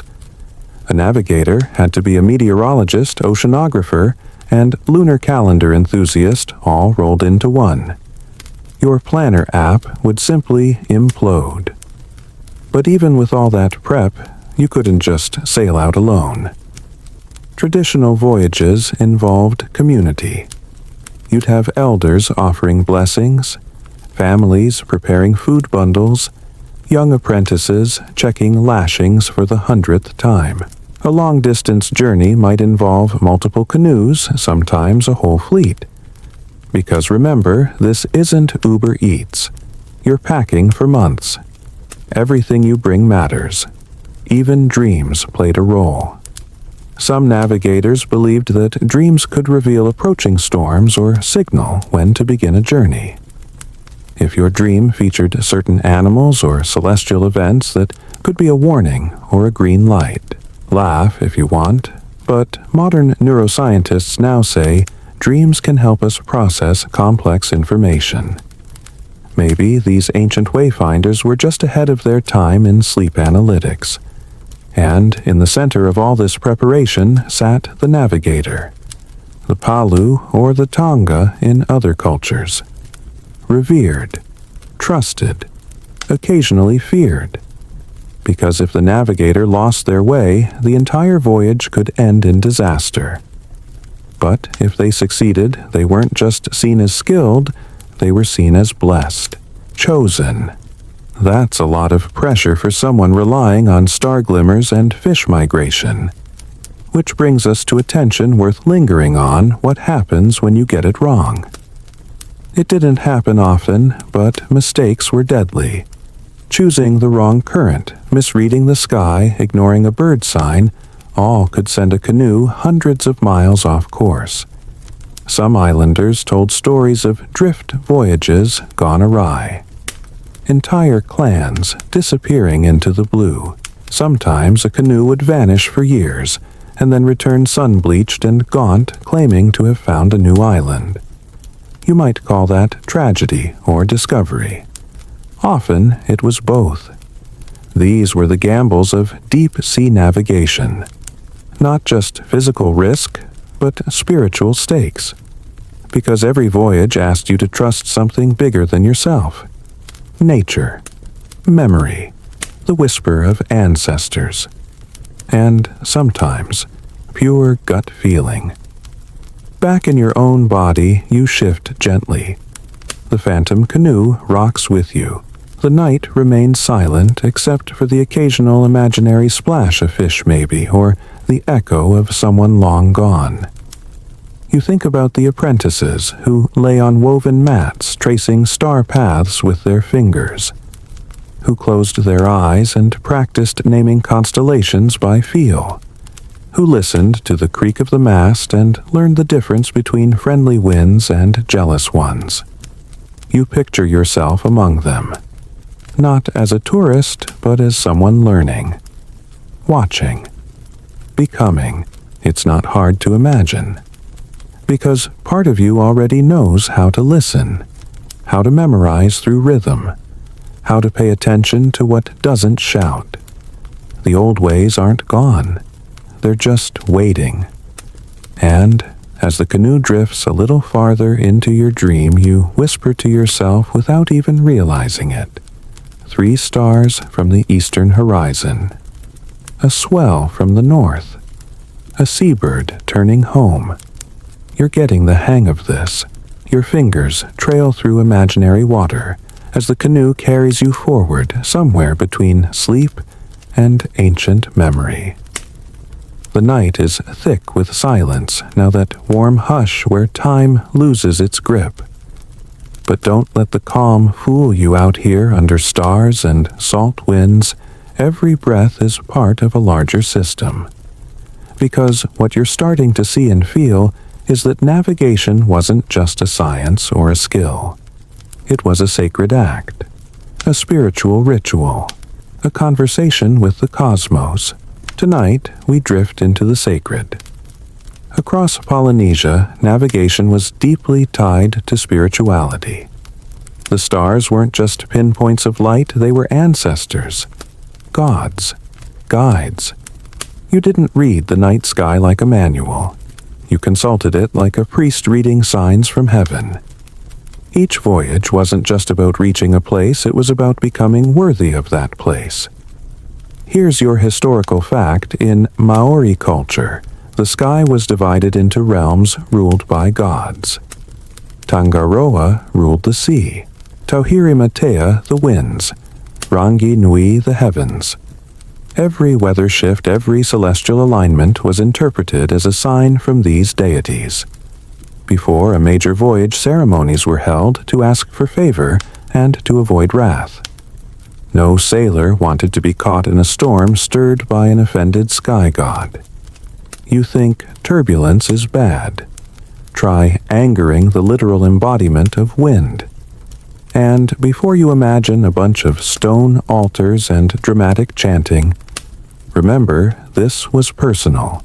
Some navigators had spirit guides, Others received dreams from ancestors offering clues about weather direction or danger. You didn't just chart a course. You received it like a spiritual GPS updated nightly.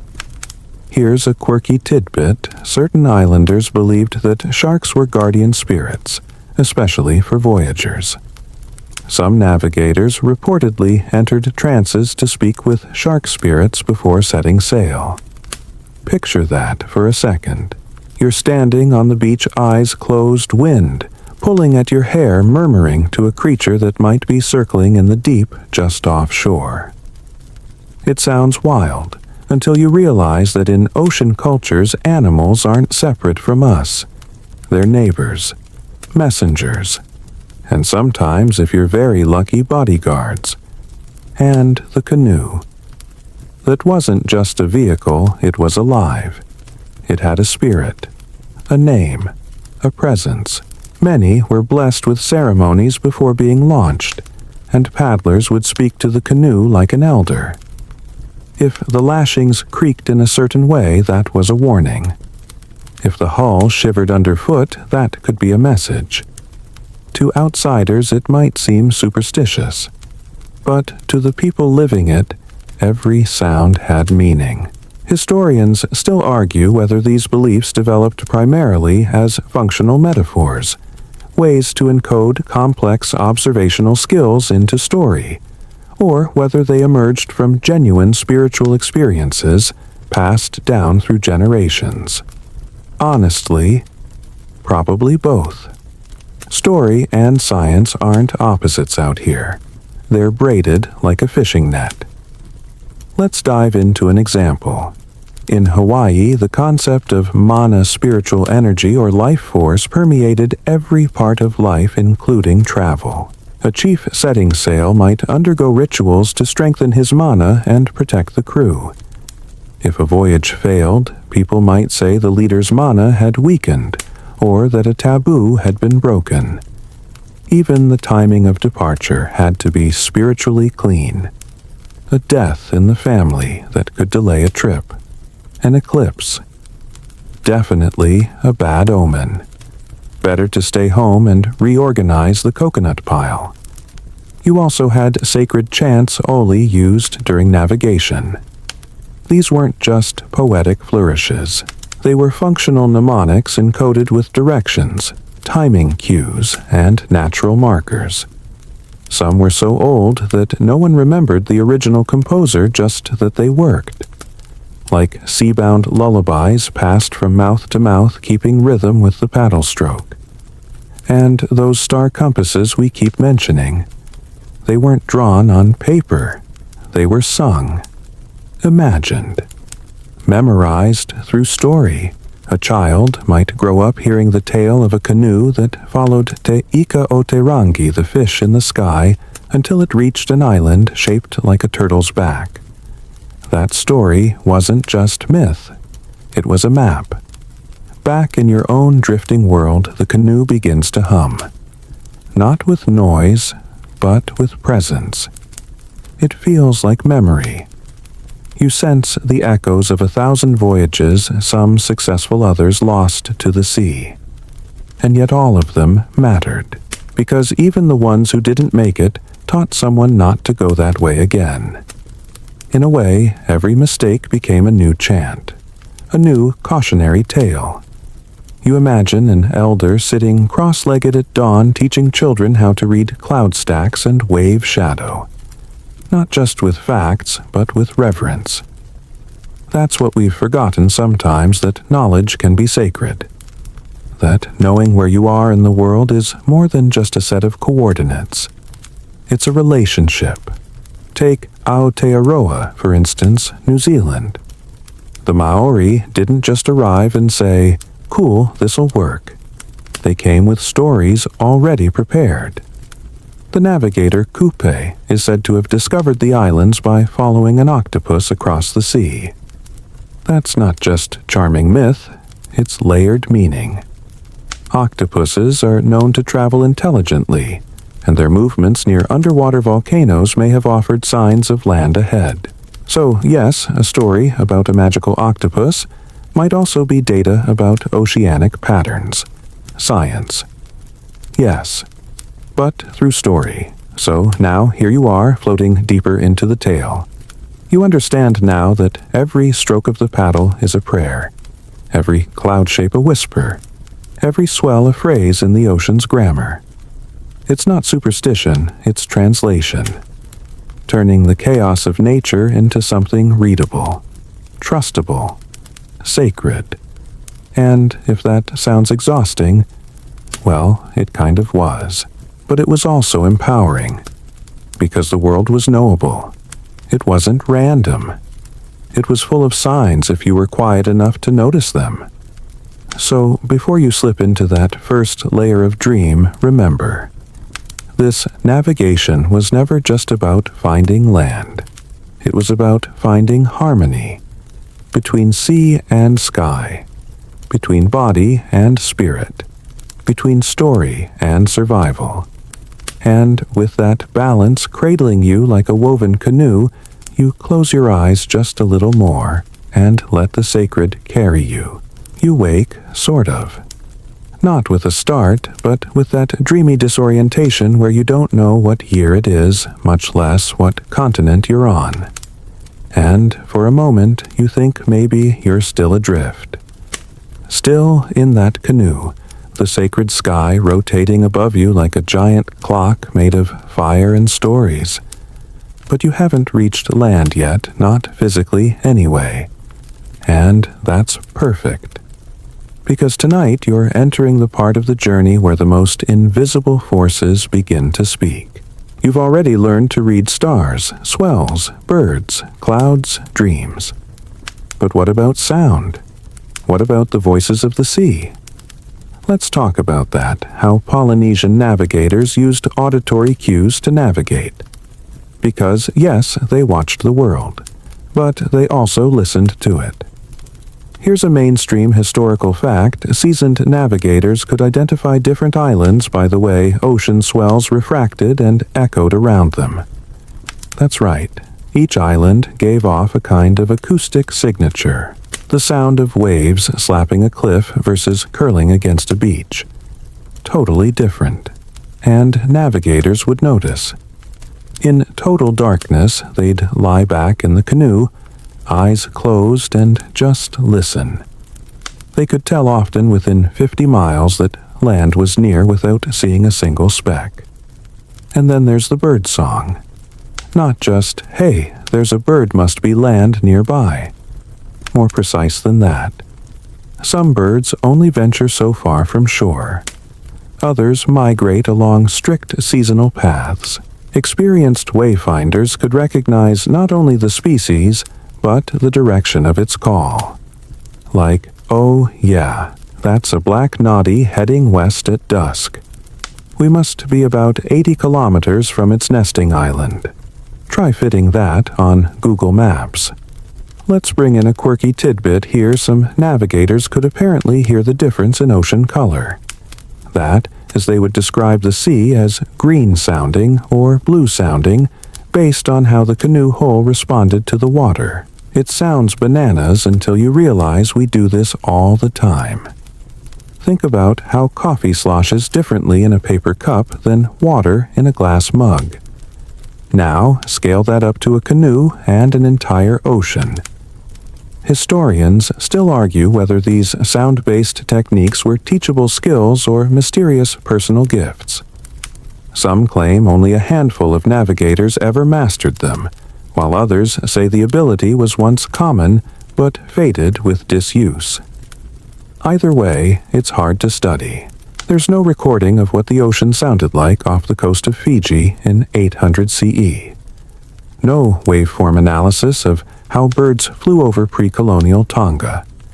What we have are oral accounts passed down like myths, wrapped in metaphor and memory. And that's okay, because remember what we said, story is data. It's just wrapped in poetry. Now, let's not forget smell. Yep, smell. You laugh, but some islanders swore they could detect land by scent alone. The wind would shift, and suddenly you'd catch a whiff of blossom smoke or wet soil long before anything was visible. Your modern nose, dulled by air fresheners and city pollution, might roll its eyes. But out on the open sea, your senses sharpen like shark teeth. A faint floral note in the wind. That's not just perfume, it's hope. Here's another layer wave patterns. You already know that Polynesian navigators used swell direction to stay on course. But did you know they could detect double or triple swells? That means noticing when 2 or 3 different wave trains intersected, like reading 3 conversations at once. They'd use this to triangulate between islands.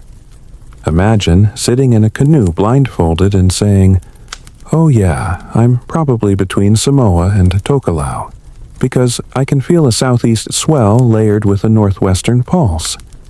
That's not magic. That's neural jazz.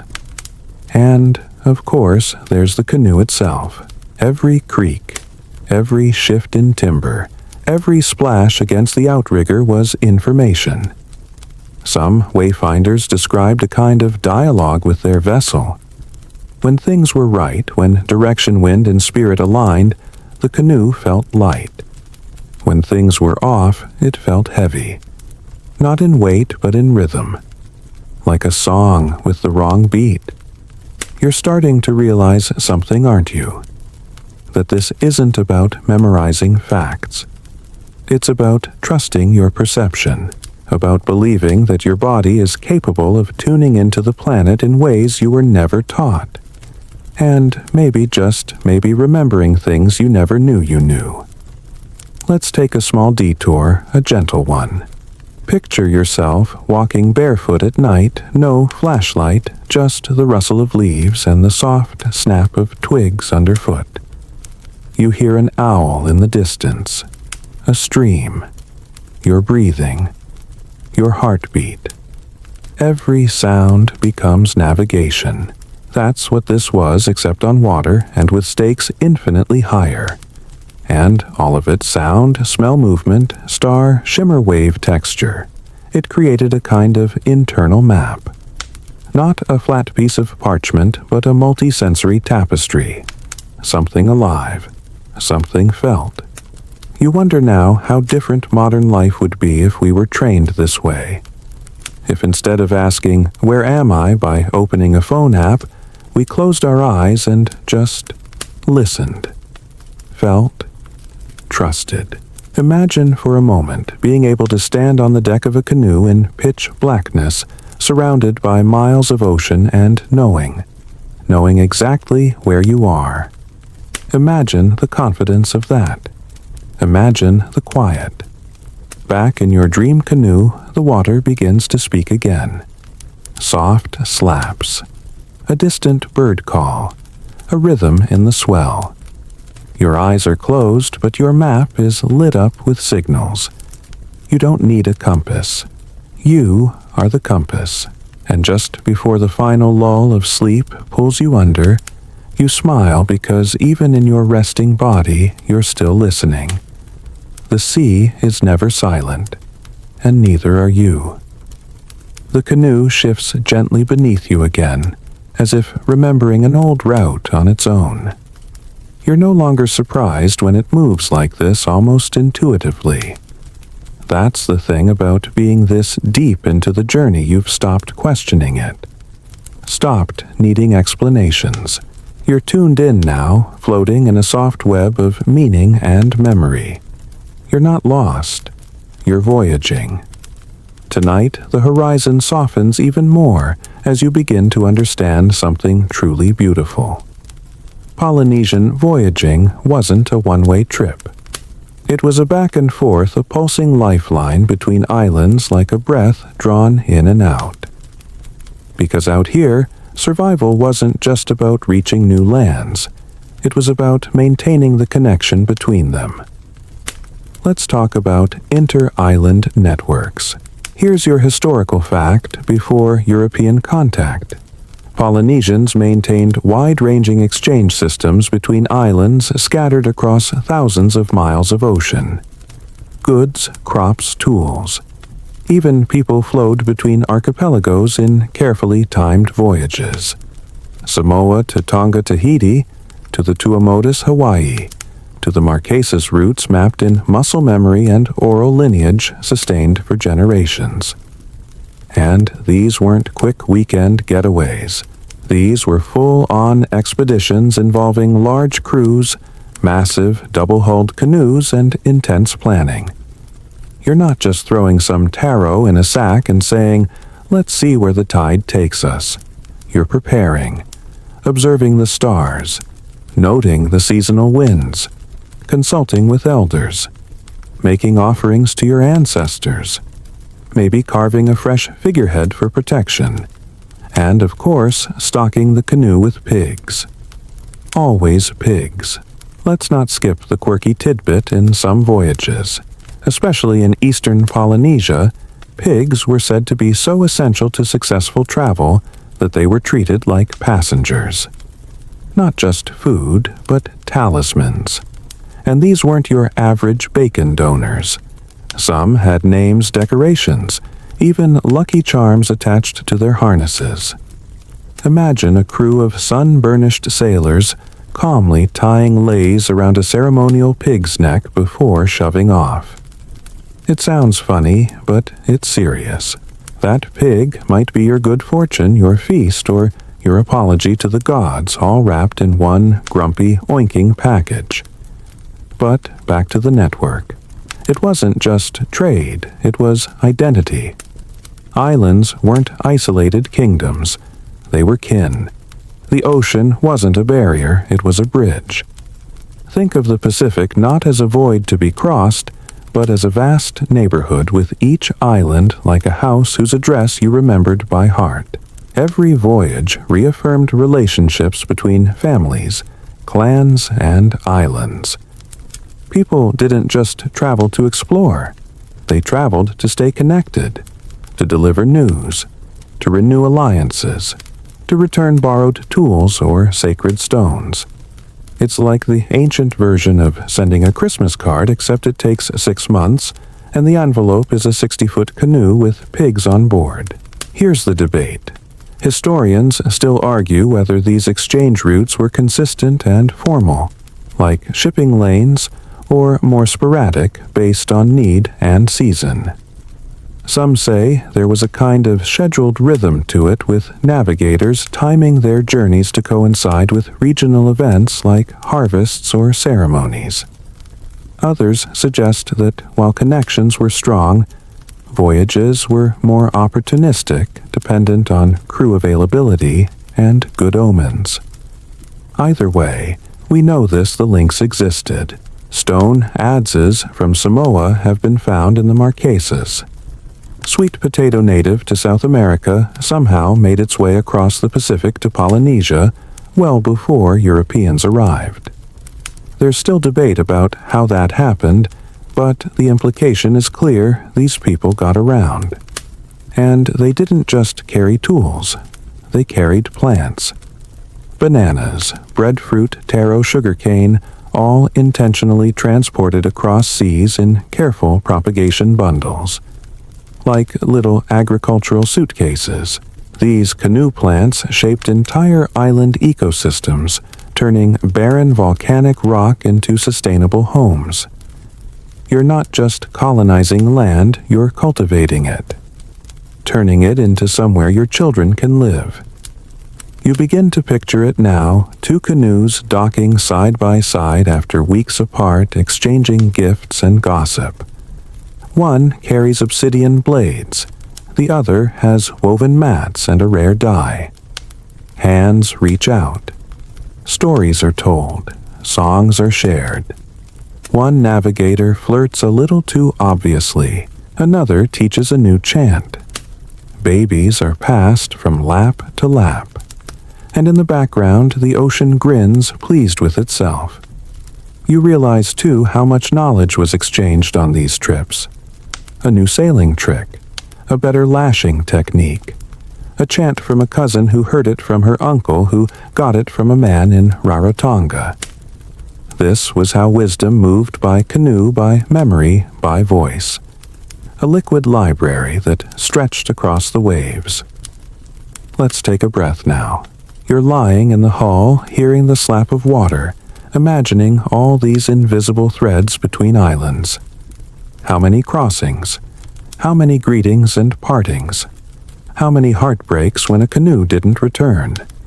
Because, yes, the ocean gave, but it also took. You didn't always get a reply. Sometimes a voyage was silence, a hole in the network, a prayer returned unanswered. But even then, the next journey was prepared. The connection would be tried again. Love trade kinship, they needed maintenance. And Polynesians didn't leave family on red. They built canoes and replied. And those who voyaged, they weren't just captains. They were diplomats, messengers, scientists, ambassadors of the tide.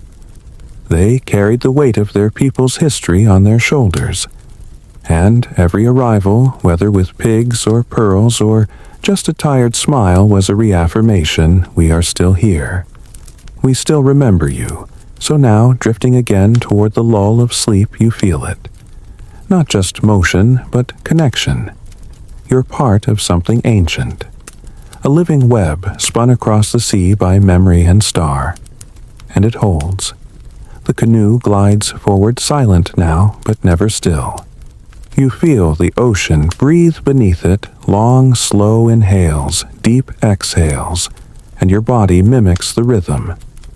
There's no real boundary between the boat and you anymore, or between you and the stars, or the sea.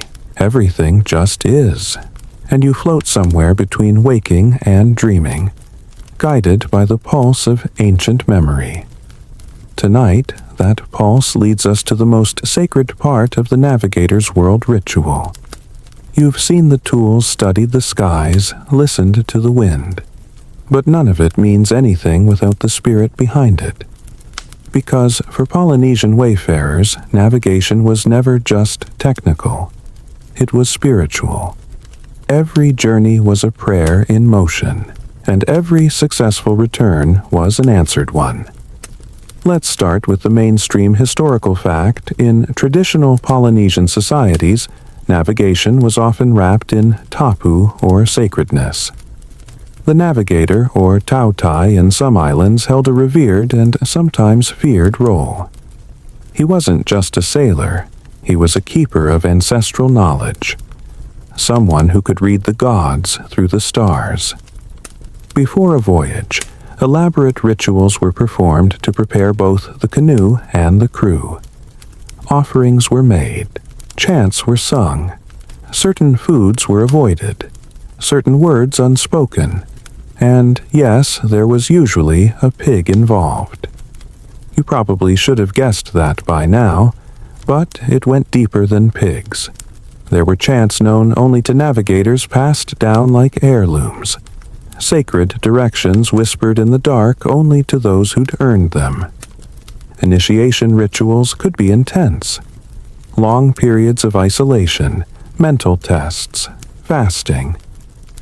At times it bordered on what we'd now call spiritual boot camp. And here's your quirky tidbit. In some traditions, navigators used stone altars built on cliff tops or beaches to call down the stars. These altars weren't just for prayer, they were observation platforms. A wayfinder would stand on the stones at sunset, recite ancient verses, and track the celestial map as it emerged from the horizon. Some scholars believe these chants anchored the stars into memory, turning abstract lights into emotional coordinates. Historians still argue whether these rituals were purely practical mnemonics, clever ways to remember complex data, or genuine acts of cosmic communion. Was the chant about the Southern Cross just a teaching tool, or was it a spell meant to bind the journey to the favor of the sky? Maybe both, maybe neither. You don't really need an answer. Because here's what matters: belief shaped reality. If the navigator believed that a chant kept the canoe safe and the crew felt safer because of it, then, in a very real way, it worked. You don't separate science from spirituality in this world. You don't say stars are physics and prayers are superstition. They're both parts of the same voyage. Two hands on the same paddle. And this extended to the canoe itself. It wasn't just wood and lashings. It was a being. In some traditions, the canoe had a name, a soul, even a personality. You treated it with respect, sang to it, touched it with reverence. Because if you insulted your canoe, bad luck. Capsizing, sudden storms, or worse, just silence from the stars. There's a tale, half historical, half whispered lullaby of a navigator who tried to leave without the proper rites. No chants, no offering, just bravado. He vanished. The ocean swallowed him like a bedtime story gone wrong. No wreckage. No trace. Just a warning passed from grandmother to grandson. Always thank the sea before you ride it. You're drifting again, lulled by the idea that these rituals weren't superstition. They were structure. When you're guiding a crew across 2,000 miles of open water, anything that strengthens trust, focus, and clarity isn't optional. It's essential. Let's bring it closer. Imagine a modern astronaut prepping for a mission. There's a checklist, yes, but also a ceremony. Patches sewn on uniforms, call signs, special meals, songs in the shuttle. Why?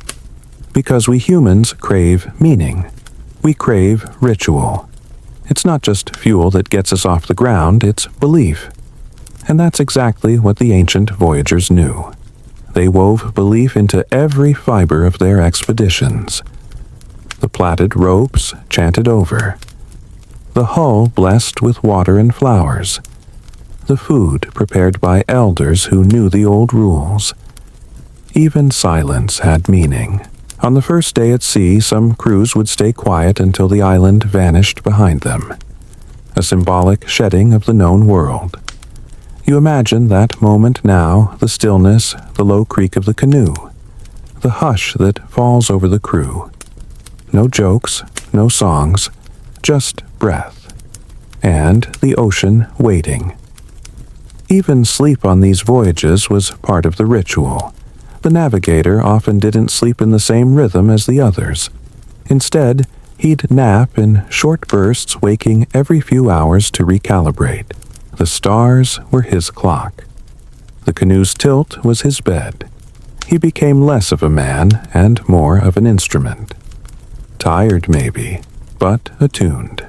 And through it all, a thread of humility. Because no matter how skilled the navigator, how carefully memorized the chants, there was always uncertainty. The sea was a living force. It could change. And so you gave thanks. Every day. Every night. Before a storm, a chant. After surviving one, a longer chant. The ocean doesn't owe you kindness, but sometimes when you respect it, it gives you miracles. You roll onto your side in the hull of your dream canoe, listening to phantom chants drifting on the wind. You don't understand the words, but you feel them. In your ribs, in your breath, in the thump of your heart like a drum carved from driftwood. And you realize these weren't just rituals to get somewhere. They were rituals to become someone, to become a navigator, to become worthy of the sea. The canoe rocks with familiar rhythm. You're not even aware of it anymore, like a heartbeat or a breath, something so constant it's almost invisible. But tonight, the rhythm slows, dips, stretches. You're reaching the deep part of the journey. Not just deep in the ocean, but deep in time, deep in memory. And in this part of the sea, not all knowledge is handed down in chants or constellations. Some is written in the bones, Tonight, you drift into the story of the Lapita people, the ancestors of Polynesians, whose pottery fragments still whisper beneath the sand of ancient beaches. Let's hit our historical fact. The Lapita were a seafaring culture who lived around 1600 to 500 BCE, spreading from the Bismarck archipelago to Tonga and Samoa. Archaeologists credit them with being the first people to venture far into remote Oceania, laying the foundation for the Polynesian triangle you've been voyaging through. And how do we know all this pottery? Lots and lots of pottery. Specifically, finely decorated ceramics with intricate dentate stamping tiny repeating patterns made with comb-like tools. These shards have turned up all over the Pacific like a trail of ancient breadcrumbs. Even when everything else is gone, canoes, rotted songs forgotten, bones return to coral the pottery remains. It's like time's version of a tweet, just more durable. The Lapita didn't write things down, but their bowls and dishes say plenty. They tell us about trade, about shared aesthetics, about cultural continuity. You find the same patterns in different islands, which means someone was making these pots, packing them onto canoes, and sailing them across thousands of miles. Not just once, many times. Here comes your quirky tidbit. Some archaeologists believe that certain Lapita pottery designs may have been early maps. Not maps like you'd imagine with little X's or coastlines, but abstract guides, star lines, ocean swells, directional cues encoded in pattern. No one's cracked the code completely yet, but just imagine you're scooping taro with a bowl that also tells you how to get back home. Practical and poetic. Historians still argue whether the Lapita people truly intended to colonize such far-flung islands, or if early exploration was accidental. Did a rogue storm push their canoes off course, leading to surprise landfalls? Or were they bold, deliberate navigators with a deep understanding of the sea's layout? The truth is probably both. Boldness and luck often hard to separate. You lean over the side of your dream canoe, watching ancient shards sparkle below in the moonlit water. You can almost feel the hand that shaped them, dipping fingers into soft clay, stamping it with bone or shell, humming a tune that maybe you've already heard in another section of this story. Maybe when we chanted to pigs. Or thanked the canoe. It's all connected, right? And it's not just about pots. The Lapita legacy lives in language, too. Linguists trace many Polynesian words back to Proto-Austronesian roots. Take va'a for canoe, or tapu for sacred. You're literally speaking ancestral syllables every time you retell these stories. That's time travel with a vowel. Then there's genetics. DNA studies show a clear connection between Polynesians and early Austronesian populations from Taiwan and Southeast Asia. You are in a way sailing with ghosts from the rice fields of Luzon and the highlands of Vietnam, drifting onward through centuries, adapting, reshaping, singing new verses to the same old melody. But here's the twist. Lapita pottery disappears around 500 BCE. Poof, gone. In the Central Pacific, it's replaced by something else: oral culture. Wood, stone, weaving, no more ceramics. Why, some say it's a resource issue. Clay wasn't as available on coral atolls. Others think it was a cultural shift, new tools, new traditions, less need for pots. Some even whisper that pottery was a departure technology, a thing you needed only for the beginning, until you figured out how to survive differently. Like training wheels, or college group projects. Whatever the reason, the sudden absence of pottery marks a pivot point. A cultural shift from the Lapita to what we now call Polynesian societies, from potters to poets, from decorated bowls to chanted genealogy. And yet, not all was lost. The patterns lived on, in tattoos, in tapa-bark cloth. In the way sails were woven. The motifs survived. They just changed mediums. Instead of decorating dishes, the people decorated bodies. The art became skin, flesh. Legacy you carried with you not in a canoe's cargo hold, but etched on your arm or inked along your spine. You lie back, skin kissed by imaginary tattoos, each one a story, a reminder, a route home. You see now how everything loops. From the Lapita, you get the idea of expansion not as conquest, but as inheritance. You move, but you don't sever. You adapt, but you remember. You bring the old songs into new places and let them evolve in the salt and sunlight. The clay might break, the canoe might sink, but the navigator sings. And that song, that survives. There's a calm settling over the sea tonight.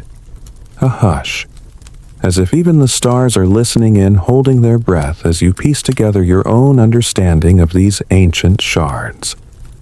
Not as debris, but as direction. You're not looking at broken things. You're looking at pieces of a map, one that tells you not just where they went, but how they went, and why they dared. The canoe drifts in near silence now, as if even the ocean itself knows you're approaching sacred territory. Somewhere ahead across this soft sweep of water lies land, but you can't see it. You don't need to see it, because tonight you're guided by something deeper than starlight or swell. You're guided by memory. You're about to witness one of the greatest feats in all of human history, one that somehow doesn't get the fanfare it deserves. Tonight you arrive in Hawaii. Let's start strong with the historical fact the Polynesians were the first people to reach the Hawaiian Islands, likely between 800 and 1200 AD. These islands, among the most remote on Earth, sit more than 2,000 miles from any continent. And yet somehow, long before GPS or compasses a voyaging canoe reached their shores, and it wasn't an accident. You grip the side of the canoe, gaze out at the black horizon, and imagine it a crew rowing under the stars, riding wind and wave with a quiet sense of purpose. They've seen signs, bird patterns, cloud reflections, drift, seeds, the scent of land in the breeze, and they know that a massive island chain is waiting. This wasn't a stumble. This was a triumph of navigation. Now, the quirky tidbit early Hawaiian chants describe the arrival of the first settlers as a return, not a discovery. In many traditions, the islands weren't just found, they were remembered. Some stories suggest the first wayfinders had ancestral knowledge of Hawaii preserved through chants and genealogies. In other words, they didn't just set out randomly and strike gold. They were following directions from the ancestors. Imagine that your great-great-grandmother knew how to get to Hawaii, and her voice has been folded into your lullaby since birth. Of course, historians still argue whether these first settlers came directly from the Marquesas Islands or took a more circuitous route through Tahiti. Some evidence points to multiple waves of migration, some peaceful, some possibly tense. Archaeological finds in Hawaii suggest a blend of cultural influences from fishing tools to burial practices, all layered like palm leaves on a roof. But the core truth, they made it. They looked at the vast, empty Pacific and said, "Let's go there," and that should blow your mind just a little. Your canoe sways, and in the moonlight you see the volcanic silhouette of Hawaii Island taking shape. Steep, regal, as if the mountain rose not from magma, but from myth. You imagine what it must have felt like for those first voyagers' days, maybe weeks at sea, hungry, exhausted, and then a green line on the horizon, a fresh breeze, a land bird flying overhead, the scent of something new, something alive. It must have felt like being born again. Of course, arrival was just the beginning. Settling the Hawaiian Islands required more than guts. It took adaptation. The landscape was different, the rain more erratic, the soils volcanic, but the voyagers brought with them everything they needed: taro, sweet potato sugarcane, pigs, chickens, coconut breadfruit. They didn't just arrive, they transplanted a world, and the knowledge had to evolve. The stars stayed the same, but the weather didn't. Ocean swells had different moods here. Birds nested in other seasons. And so the chants shifted. The cues updated. But the root system of knowledge wayfinding held. Here's a detail to tuck under your pillow. In some traditions, it's said that the navigator didn't step onto the new island first. He waited. He let the crew go ashore while he stayed with the canoe, offering one last chant to the sea that had carried him. Not out of superstition, but out of respect. You don't just ditch the thing that kept you alive, you honor it. You breathe that in this concept of reverence for the vehicle of your own survival. The idea that the canoe, like the stars, deserves gratitude. And maybe that's something we've lost a bit in our age of engines and flight paths. We arrive so fast now, we forget to thank the journey.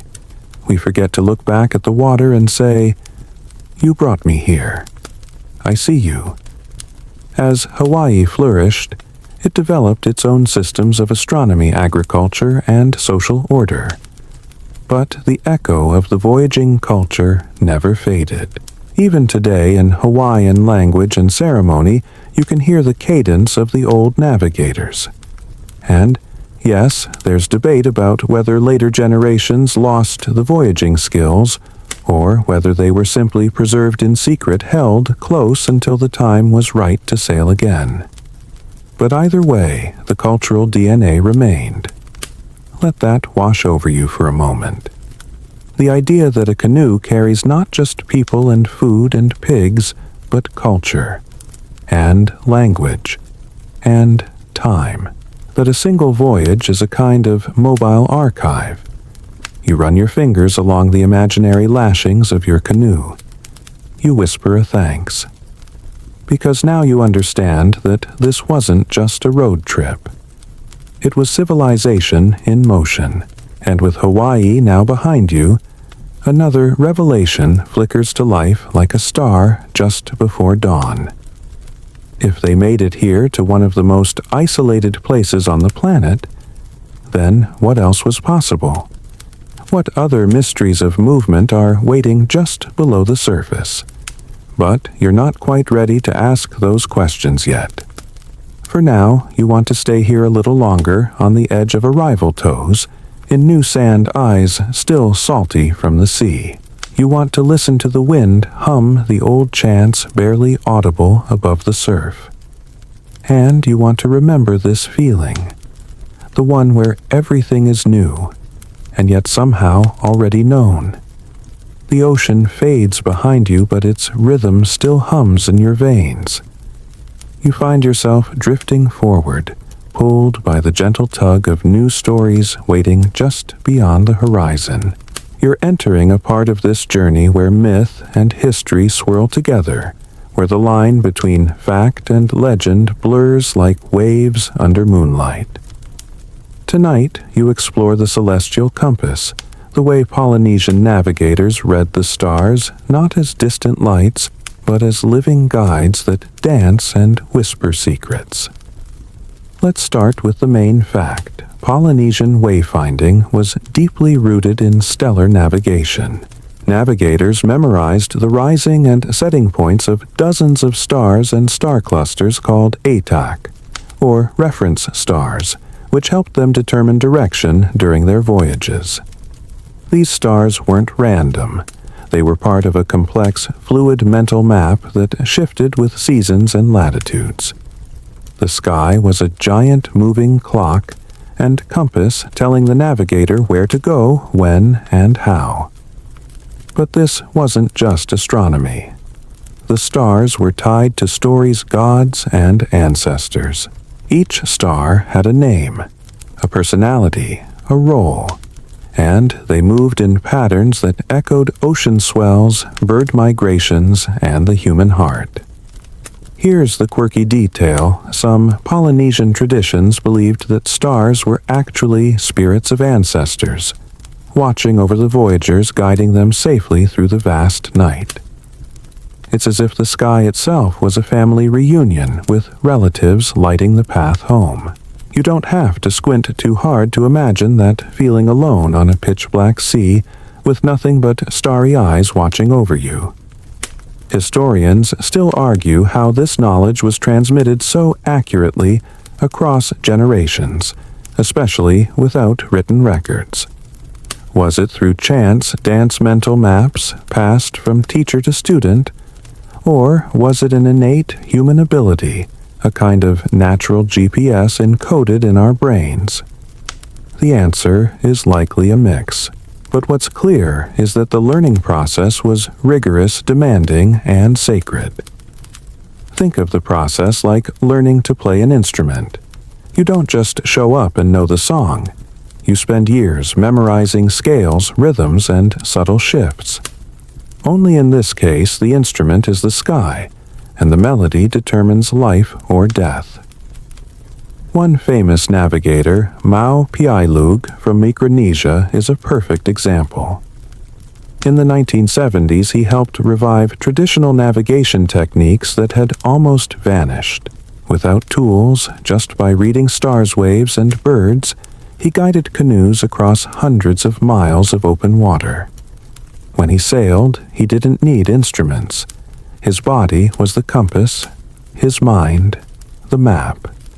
You picture yourself training with Mau, learning to recognize the zenith star, or the way the Southern Cross dips just so.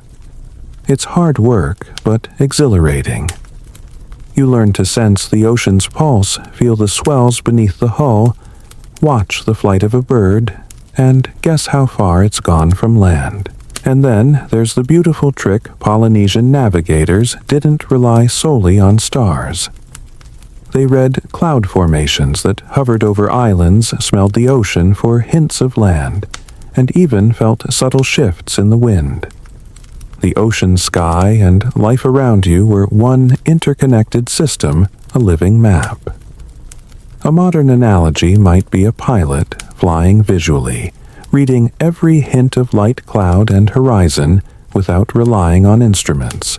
But here, the stakes were much higher, no rerouting or emergency landings. It was you, your knowledge, and the endless blue. You let your eyes drift up to the stars again. You try to pick out the constellation Mahu Tonga, the Southern Cross. The star group points to the south, a compass etched in light. You remember the old chant, "Look to Mahu Tonga, steady your path." It's a reminder not just to steer your canoe, but to steady your heart. You realize that star navigation isn't about domination of nature. It's about harmony. You're not fighting the ocean or commanding the sky. You're listening, responding, flowing with patterns older than you. And this harmony is fragile. The knowledge nearly vanished during colonial times when Western powers dismissed traditional practices as superstition. Missionaries, sailors, and governments pushed for compasses and charts, deeming them scientific and modern. The old chants were forbidden. The canoes rotted on the beach.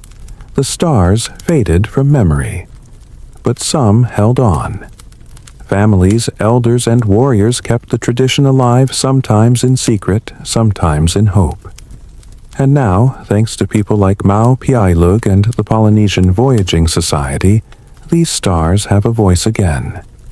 Canoes like the Hokulea sail the Pacific, proving the brilliance of ancestral knowledge. These voyages aren't just reenactments. They're declarations we remember. We still belong. You close your eyes and feel the pulse of the ocean again. The stars are silent now, but their stories hum beneath your skin. This is more than navigation. It's a communion, a dance between you and the universe. And as you drift towards sleep, you carry that rhythm with you. The canoe glides smoothly, the water calm now, as if the ocean itself is pausing to listen. You feel a gentle weight settle in your chest, a quiet reverence for what's come before you and what still waits beyond the horizon. Tonight, your journey takes you to the heart of Polynesian society, the cultural and spiritual significance of navigation and voyaging. Start with this historical fact: in many Polynesian societies, the navigator wasn't just a sailor or a pathfinder. He was a priest, a scholar, and a keeper of sacred knowledge. Navigators held a special place in social hierarchy, responsible not only for guiding canoes, but also for interpreting omens, conducting rituals, and maintaining balance between humans, gods, and nature. Your imagined navigator tonight wears a cloak woven from feathers patterned with symbols representing the stars and the sea. His eyes are steady, voice low, as he recites chants that bind the crew's spirit and summon protection. Voyaging wasn't a simple task, it was a sacred mission.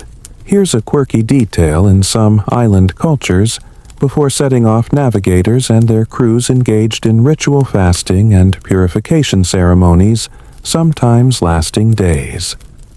These practices were thought to sharpen their senses and align them with the spiritual currents of the ocean. You might think of it as a Polynesian version of mental warm-up before the biggest adventure of your life. Historians still argue how much of this sacred knowledge was shared openly, and how much was guarded jealously within certain families or clans. Some suggest that secretive knowledge ensured navigators maintained exclusive control, preserving their power and status. Others believe the knowledge was communal, passed through storytelling and mentorship, accessible to all who proved worthy.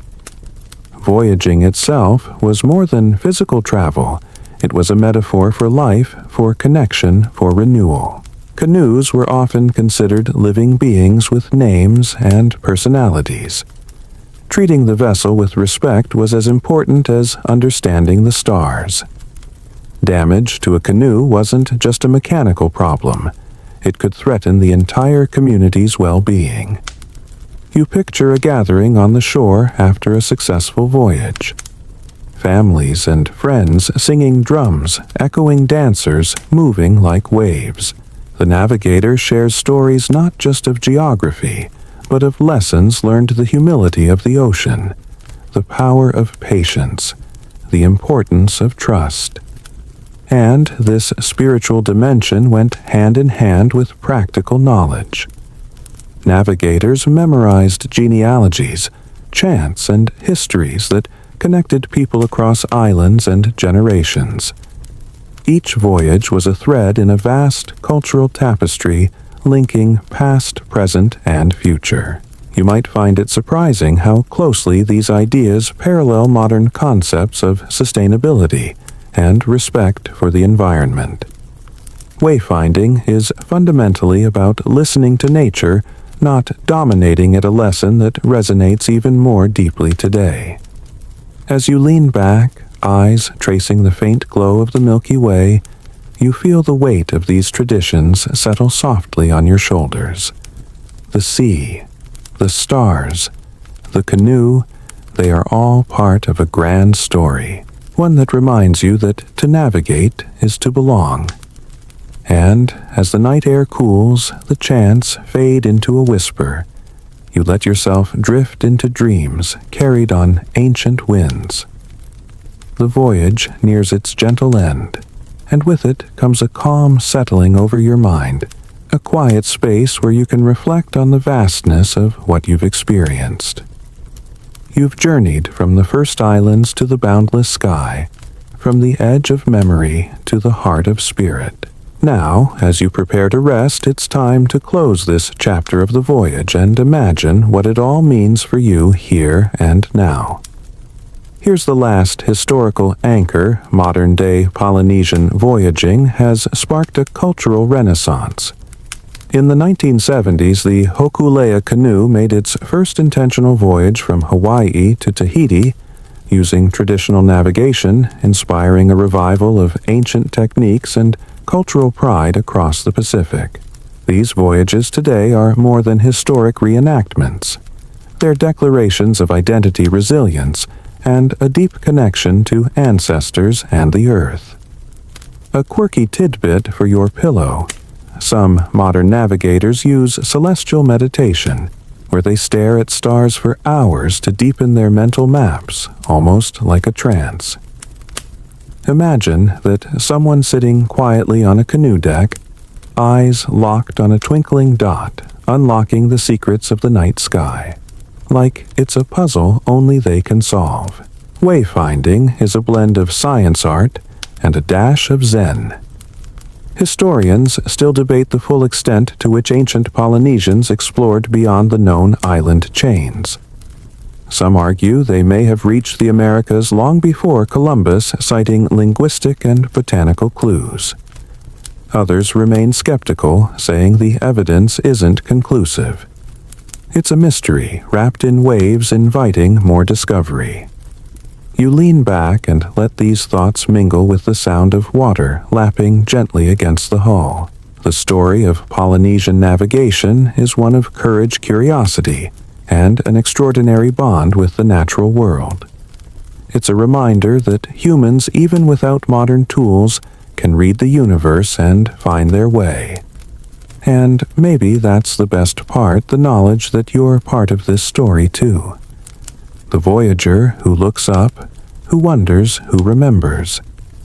That somewhere inside you is the same spark that guided those ancient sailors through star-studded nights and endless blue. So now, as you prepare to close your eyes and drift off, know this: your journey isn't just about geography or history. It's about connection. To the past, to nature, to the endless sky. You breathe in the calm of the ocean night, the hum of the fan mingling with your slow heartbeat. The stars above flicker gently, watching, waiting. And you are home. Let your breath slow. Feel the softness of the night wrapping around you, gentle as a feather drifting on a breeze. The ocean's pulse continues steady and sure, a lullaby older than time. You've traveled thousands of miles with ancient eyes through stories told in starlight and song, and now the waves whisper a quiet goodbye. The sky dims to a deeper shade, and the stars retreat behind velvet curtains, but their warmth lingers soft and comforting. Imagine the canoe rocking gently, the water cradling you like a mother's arms. Your body melts into this rhythm, slow and easy each moment, fading into the next, like the brush of a cloud across the moon. You are connected to those who sailed before you, to the endless ocean, to the infinite sky. This journey has been a bridge across time, a gentle thread weaving you into something vast and beautiful. So, as you drift toward sleep, carry this peace with you. The stars will still be there when you wake, their light a quiet promise.